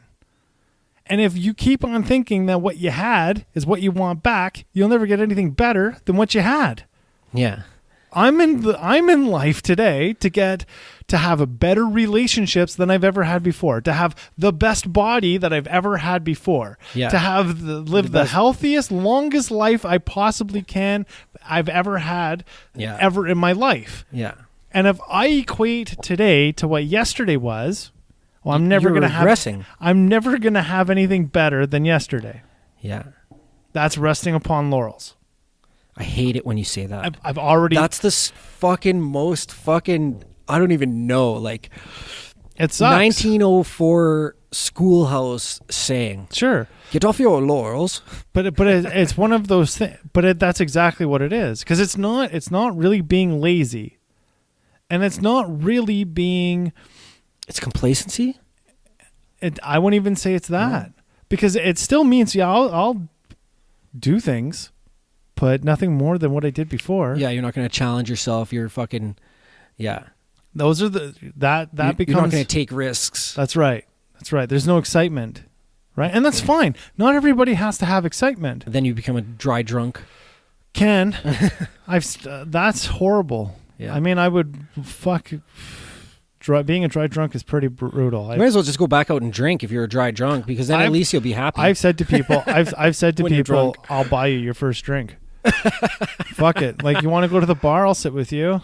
I'll drink my Coke, and you can drink your Coke and rye, and let's get you tanked up. Hopefully you come back one more time, because this one ain't working for you. And a lot of them, a lot of people in that place, just they're so in the fog of what it is. They're just so in the fog. There's just some ideas they don't want to let go of. They just don't want to do it. And then once you finally start getting to that place and you're like, fuck, man, it's not, look at it. It's pretty simple. You just have to recognize that what you thought was good was still shit. Let it go. Everything that you ever thought was good or bad or good and the ugly of you before this moment, label it all as a pile of shit and get rid of it all. Because it's like a glass of water, right? If you take a glass of water and you put a little bit of food dye in there, it's just a stream of red, right? Or blue or whatever color you use. And then it starts bleeding into the water. Yeah. Okay, well then once it's all a tinge of blue or a tinge of red, you get me the red out. Get the red out. You can't. You got to throw it all away. Why? Because people like us, or for the most part, I think, cannot make the compartment of what's toxic and what's not. It becomes an overhaul. And then when you start living a way that's perpetually beneficial and positive, so on and so forth, then you can start doing like what you were saying. I feel anxiety here. Oh yeah, okay. I'm glad that you can identify that honestly. Mm-hmm. Now what the fuck are you going to do about it? Because just as you became honest about saying, the entire cup of water is red now. And then you became honest saying to yourself, I can't take the red out. I got to get rid of all of it. Well, fantastic. That's great. Because now when it becomes where you have to become honest about what it is that's not quite right today, mm-hmm. You're going to have the courage to change it. And you're going to be honest about the change. Because the most difficult thing in this life is to be honest. Right? And to sit there and take fucking inventory about yourself so that you know damn well, because laurels can come, resting upon laurels can sit in like cancer. And it's as weightless as a feather, but when you realize it's happened, it's as heavy as a 10-ton chain around your neck. It's just like complacency or getting into the groove of something and not changing anything. It's as subtle as a feather. But when you recognize it, it's as heavy as a 10-ton chain around your neck dragging you down. Because once you realize it, it's like, oh, fuck. But if you realize it right away on a continuum, you'll never have that chain. That's why it's so important to be vigilant about what was today. What can I do better? Because nobody can say that they can't do something better tomorrow than what they've done today. Yeah. And then that becomes the goal. Yeah. And how can I get off my ass tomorrow, take action to make sure it was better? Just to be a little bit. Just a little bit better. Because that's laurels. If you're not, you're just doing the same shitty thing or the same okay getting by thing that you did. And then you're surviving. You're not fucking living. And where's your self-esteem in that? It doesn't grow. Mediocre. It doesn't grow. Just stays mediocre. It's just same thing being perpetuated, right? Yeah. And that's the same thing with business, right? When you look at the podcast, you look at all the initiatives that we've lined up.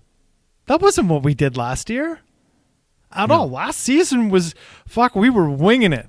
Yeah. We were winging it. It was loosely organized. It was like, this has to get out. It's got to get done, blah, blah, blah, whatever. It was chaos. A little bit of chaos. A little bit, You know what it kind of reminded me of? Remember when you first got into the drug trade and you're running around fucking being a dial-a-doper? Chopping custies. Yeah. And how fucking chaotic your phone would be and trying to make... At rush hour? Yeah. And trying to make some sort of organizational path out of that. Yeah. That was not to the extent of last year, but that's crumpled money in every pocket. But that's what it felt. Yeah. But that's what it felt like. Yeah. Like you just didn't. And now there's more of an order, right? And that's the other thing that I heard. The bills are face up now. Somebody personally said to me, "Well, drug dealers don't work hard." I said, "You've never been a drug dealer."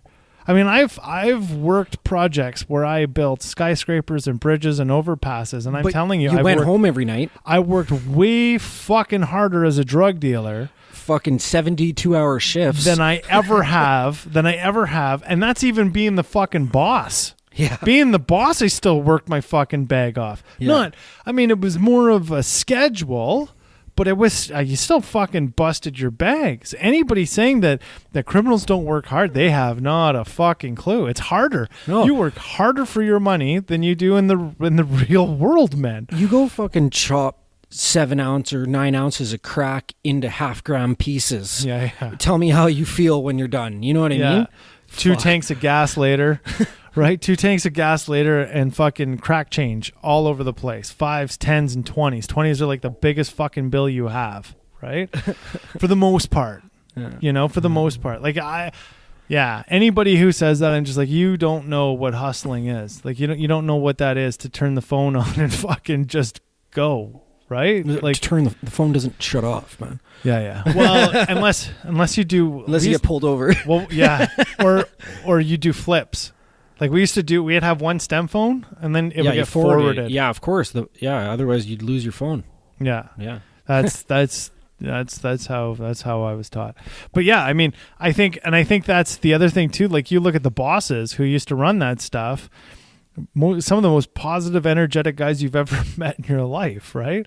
And then they would never show you how hard they worked. And I was watching some other YouTubers, right? I was watching some other YouTubers and some other podcasters, and just like probably anybody sitting here listening to this thing, they're like, it doesn't seem like they're doing too much or whatever, right? And I'm not trying to gloat here. That's not what I'm doing. But as I was looking at these other podcasters and YouTube people, I kept thinking in my head, I was like, they remind me of the bosses when I was coming up through fucking Breaking Bad, so to say, right? Like they didn't look like they were working hard. And then all of a sudden you're sitting in that seat and you're like, motherfucker, this is a fucking tough ass job. Like this is not easy. This is not as easy as it looked. Yeah, right.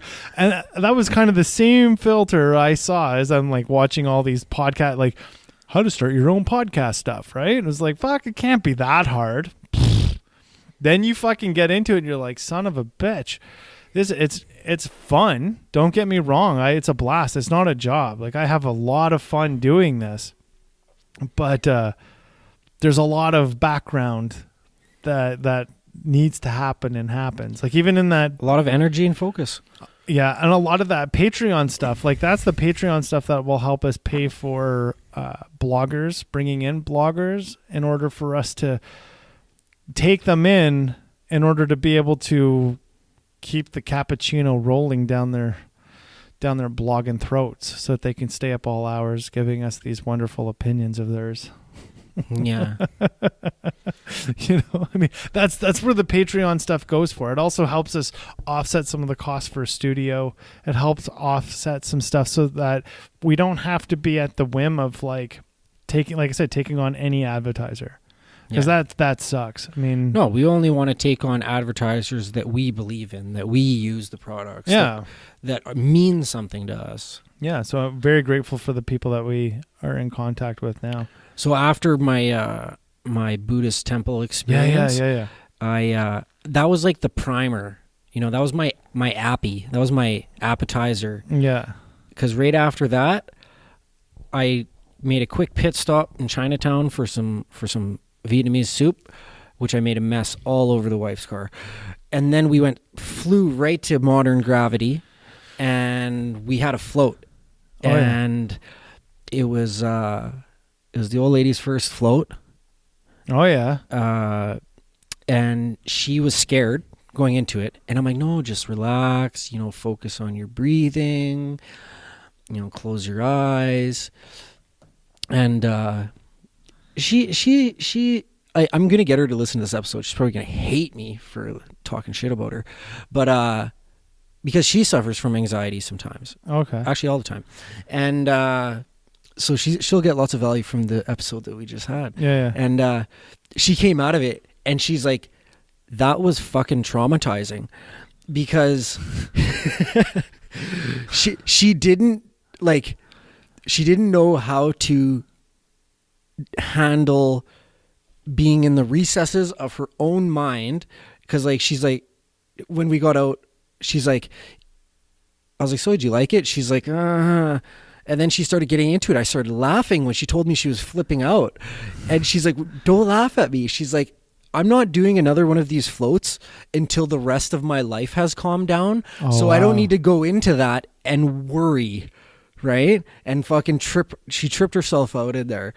She said it was nice, and the temperature was good, and it was cool to float and whatever, but she couldn't get into a meditative state. So because the hamster wheel was fucking turning too much, right? So it was a her thing. It wasn't a facility thing. No, fuck no, man. The facility is so good there. It can't go wrong. Yeah. You can't go wrong. Yeah. It's nice. It's clean. They even have this area you can go do your hair and makeup after and get all prettied up. The vanity. Yeah, it's top choice, this place.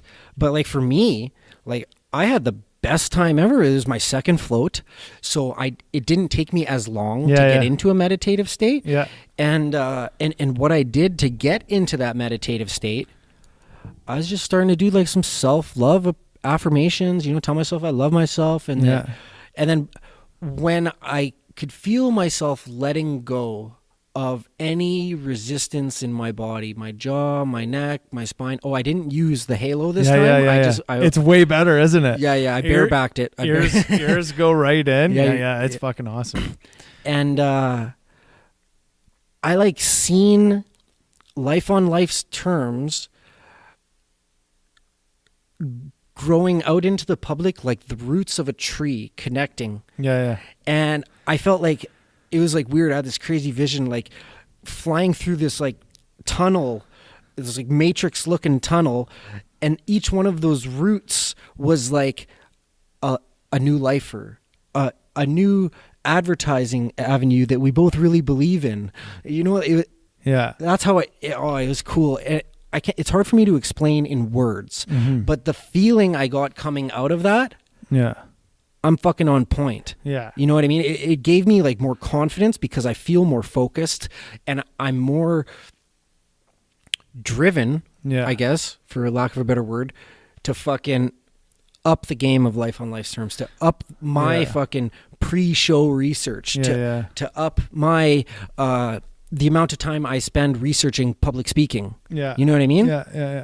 Yeah. I mean, when I remember coming out of that float last time you and I went. Yeah. And I was like, I realized in that moment, this is what I got to be doing. This is what I have to be focusing on.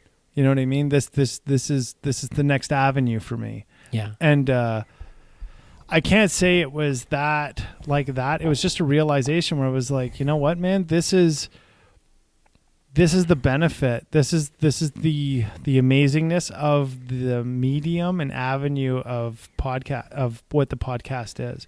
I'll put it to you this way. When I was younger, I always believed that like shit that you did when you were a kid comes back up when you're an adult. Okay. Mm-hmm. So like when I was younger, I used to draw house plans out. Yeah. Just house plans. And then when I was an adult, I drew house plans as a surveyor. Mm-hmm. Same thing. Mm-hmm. Then when I was a kid, there was a couple times that I got to do radio ads and I loved it. But the issue that I had was, and you know this now, reading the script is not easy. It's not as easy as people as it's made out to be. Yeah. And that's basically what I was doing as like a 7-year-old kid in Timmins, Ontario, reading for Q92 and saying this bullshit, right? Yeah. And so I did that a couple times and I really enjoyed that. I was like, fuck, I'd really love to be a radio DJ person.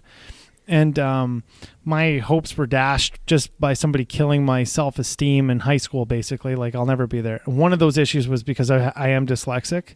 So reading wasn't so... Well, it was actually easy for me then, but it was just a contentious issue with my self-esteem. Yeah. And then the other thing was I've been published 3 times. Like, one in Reader's Digest under a pseudonym for a poem that I wrote.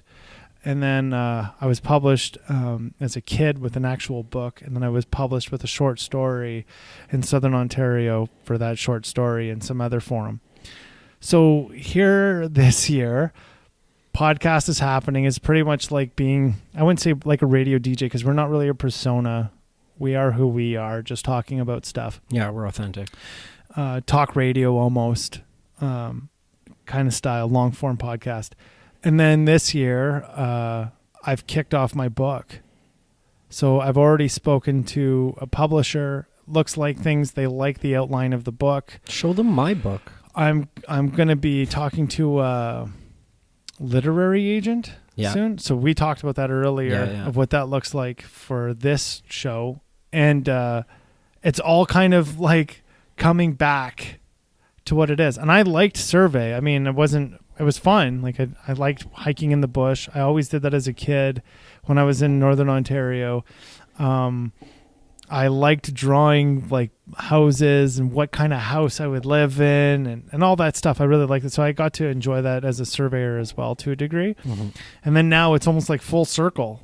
And when I was in that float, because you feel like you're in the womb kind of. Oh, yeah, that's supposed to simulate the womb, right? And the float, right? And that's what I was saying, like, that's where I felt like I was coming full circle again. Yeah. And I'm back to kind of sitting at the radio, you know, when I was like a 6-7-year-old kid reading these ads.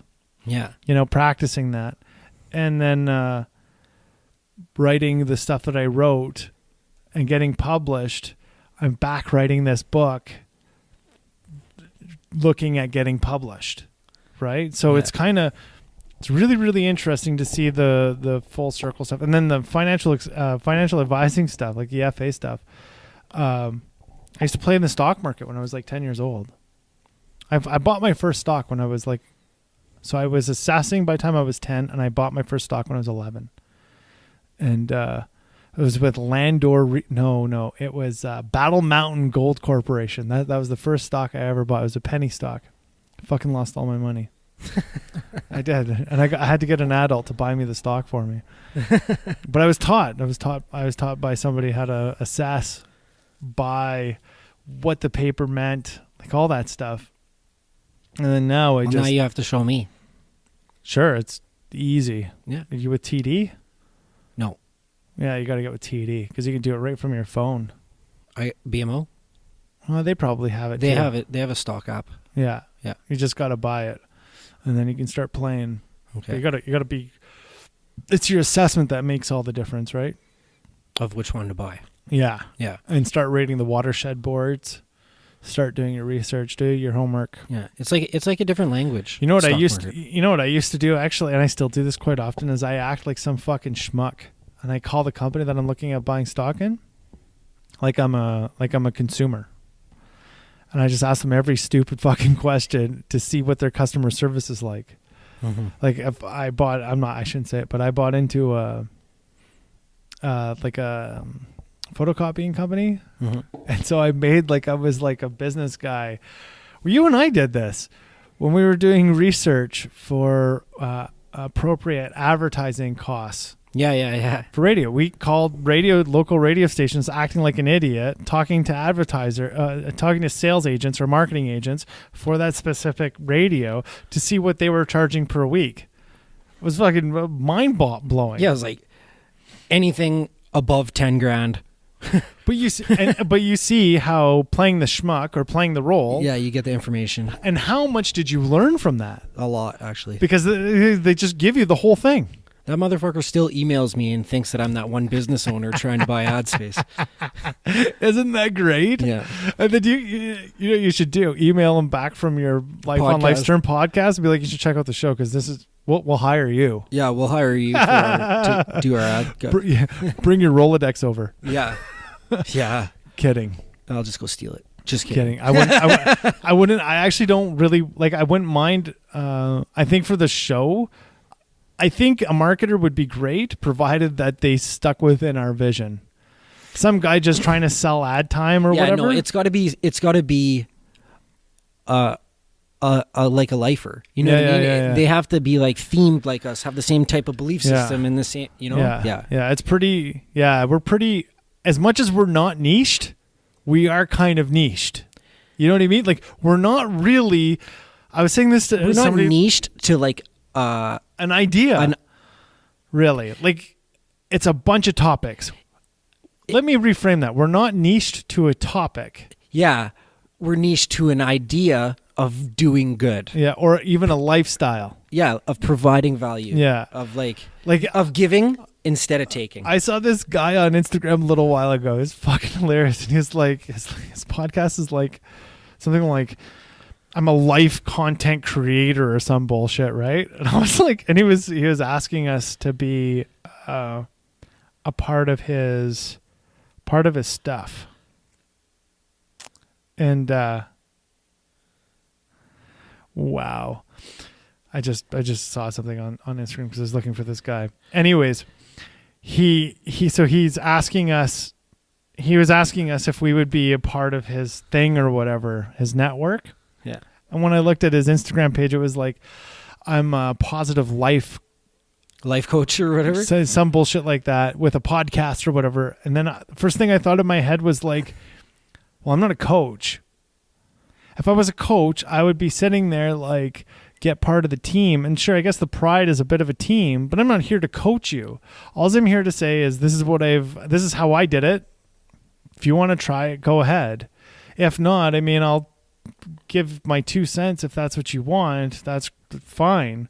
But I'm not here to like be some pusher of the fad of positive. Like I'm not here to be a pusher of positive fad vibes. That's not what I'm here for. Actually live this way. This isn't like you guys getting or any of the listeners getting the best part of me. No. This is me all of the time. Sometimes you get the worst of me. Yeah, like this is me all of the time. There's hardly a moment in my day where I'm like, fuck this prick. I've said it on the show. Like I give you my opinion. I'm very opinionated, but I do not I'm not putting on a persona or a facade. The second I looked at this guy's Instagram, it was like, come on, you're man. Fake as fuck. Yeah, like I'll put. Even if you look at the Just 967 shit, I've been posting all of my Tydac stuff. You ever go on that wind-resistant bike? Mother of God, I fucking love that thing. But it's fucking... love-hate relationship? I can skip.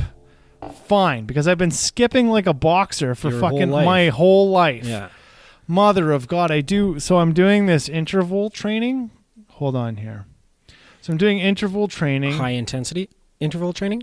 Hit workouts. So I'm doing 12 sets at 130 work intervals. That's and a then, hit. And That's then a hit training. And then 15-second rest intervals. Yeah.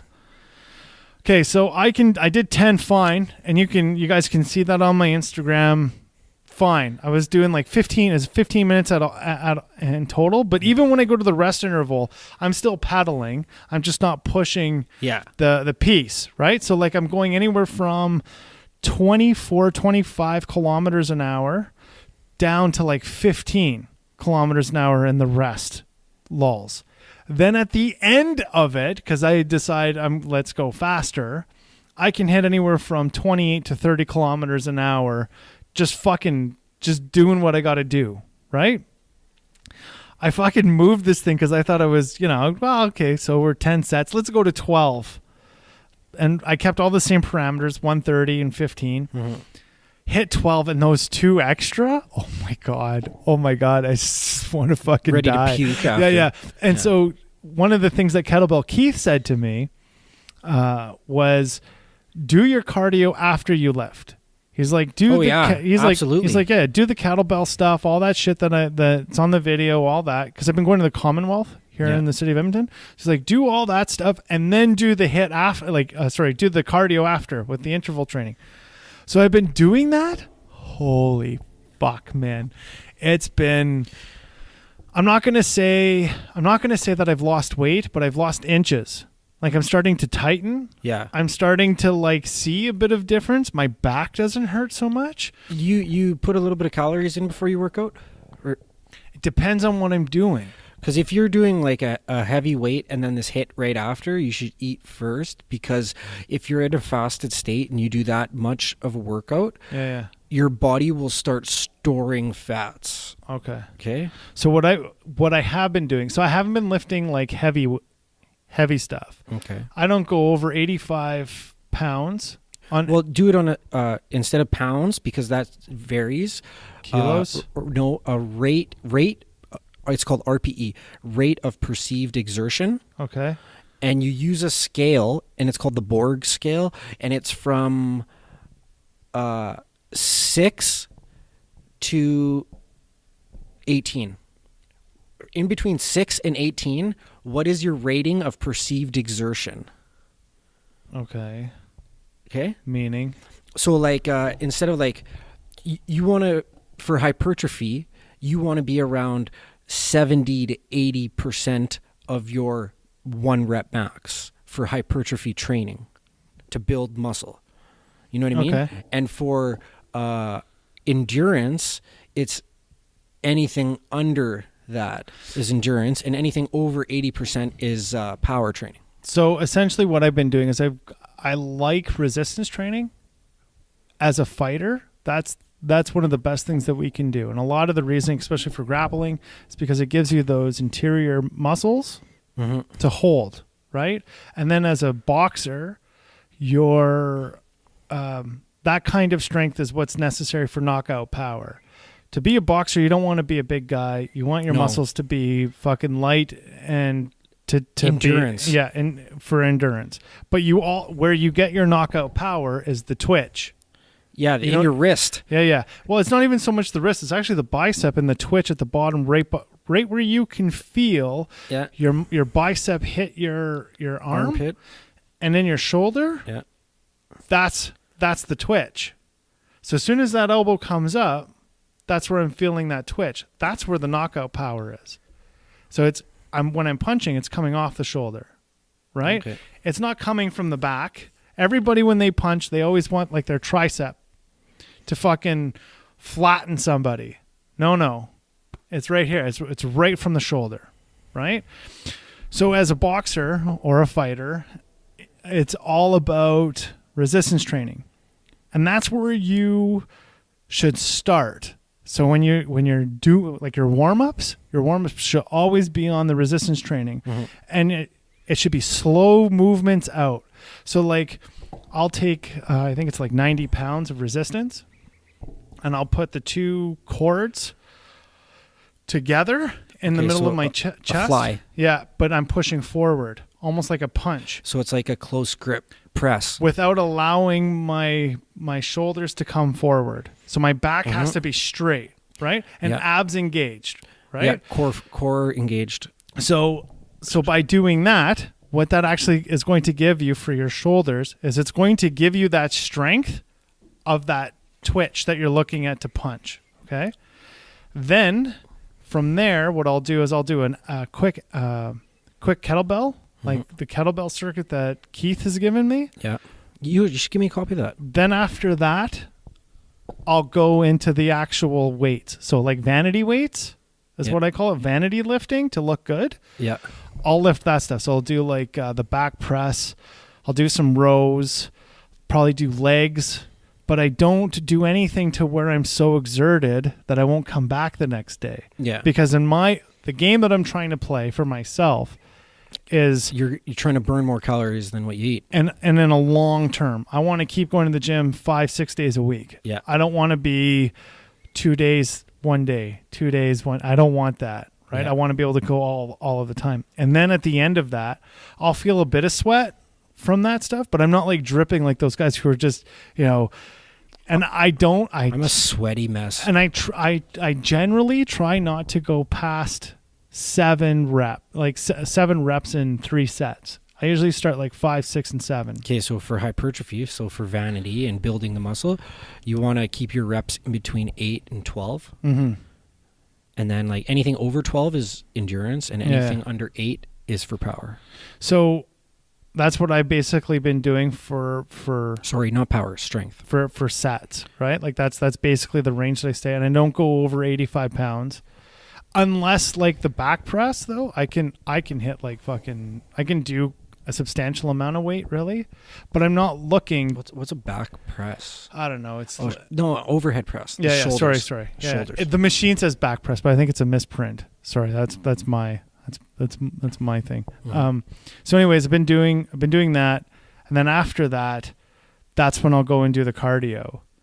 And the cardio is where now, like, I don't know if you've ever cardio after a workout. That's gonna fuck you right up, especially a HIIT training. I love it. I actually like the cardio because I find I get high off of it. Literally, I get high off of it. Yeah. The endorphins. And then what I like about it now is you know when you're on a long run. I don't know if you've ever experienced this, but your chest. You get that fucking feeling in your chest, like where you're almost feeling to burn out and your chest feels like it's going to collapse. But at the same time, you can feel that fresh air just coming in. I get that just sitting now. Like that feeling in my chest, just sitting, and I feel like I've been on that verge all day long of that. Mm-hmm. And so that's been nice. The only thing I've been missing, though, is the boxing, because I have been going more to the gym and not so much at home boxing training. Mm-hmm. And I'm starting to recognize that I miss hitting things. I really enjoy hitting things. Yeah, it's been an out, for you, like to exert energy and relieve stress, to like what, you know what I mean, for years. So. Yeah. And I just love hitting shit. Well, you better go to the gym then, or go to the boxing ring so you don't pick up a charge. I don't think that'll happen today. One of the other things I want to try to get back into is go full out in jiu-jitsu again. Like once I drop enough weight to where I know it's not going to hurt my back, because my abs will be strong enough in order to do what's necessary. Your erector spinae, your internal abdominal. Yeah, but there's also your hip flexors have to be able to work with your abs in such a way that you would never get without doing jiu-jitsu. Like you can sit on your back all you want and put your knee to your shoulder, like parallel, and then do it diagonally from shoulder to shoulder, knee to knee. But it's not going to be the same as when you have a body between your legs and trying to get your right knee to your left shoulder. It's not the same thing. You just don't get that ab power. Mm-hmm. And it can really fuck up your back when you're doing that. And then the other thing is when like you go your head into somebody's side and their ribs, and you're literally pushing your head into their ribs and their hand is over and you're trying to flip your body right around their shoulders. that'll fuck your neck up. Like you have to lift weights with your neck. You put the whole head thing on your head and you start Do lifting. they have that at the Commonwealth? Oh yeah. Cool. Yeah, they have that. So like your neck gets big from doing that kind of stuff, right? But you have to get in. You got to be ready to go hang with some of those guys, because being a white belt with a black belt, he'll fuck your world up. So will a purple belt, he'll fuck your world up. I mean, I got choked out with it by a guy a little while ago, just fucking around with him. And that was because he decided to. I mean, I know MMA. I can defend pretty good. This guy who way outclassed me in jiu-jitsu, it's just like, he even said to me, I'm going to... like a cat playing with a fucking half-dead mouse. Yeah, like he said to me, he goes, so I'm going to choke you now. And there I went. Like, literally, that's what he said to me. It wasn't on my back. Like, he didn't even use a fucking can opener or anything. He just said, he was on top of me, and then he slid around to my back, and as he was sliding around on my back, he goes, I'm going to choke you now. Just whispers it in your ear? Pretty much. That's what I said to my old lady. I remember one time, I was fighting a guy, and I kept telling him I was going to fuck his old lady after I was done knocking him out. Because he brought her to the ring. Yeah. I was like... Shit, son, when you're a prospect, you don't have a girlfriend. Why? Because they're going to run a train on your old lady. That's why you don't do that. and then so when I saw this fucking idiot bring a girl to the ring, I was like, oh, we're playing with him. He's fucking done. I said, I'm going to make your fucking old lady hum when I'm done with you. She's going to moan and say my name. She'll forget all about you when I'm done fucking your world up. Oh, he was so mad. I won the fight, though, because I got his emotions up. Yeah. Anyways, we should probably end this, eh? Yeah, let's do it. Okay, so closing. Please subscribe and share to all of your friends. Hit that subscribe button on YouTube. Would be really appreciated. It helps us out at the end of the day. Where can you find the after show blog? At www.lifeonlifestermspodcast1word.com.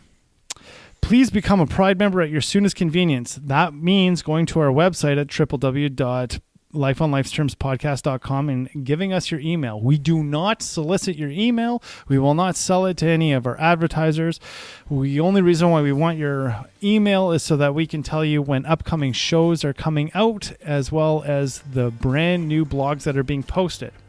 If you would like to become a financial contributor, we do have a Patreon page. It's www.patreon.com/lifeonlifesterms, big L's and one full word for Life on Life's Terms. You can contribute as little as $5 a month, and we will send you all the damn good vibes we can.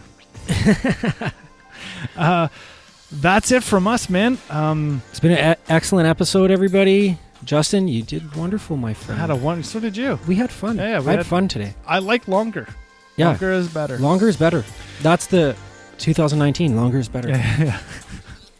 Wider is awesome. Anyways, you guys have a wonderful Friday. Bye for now. Bye.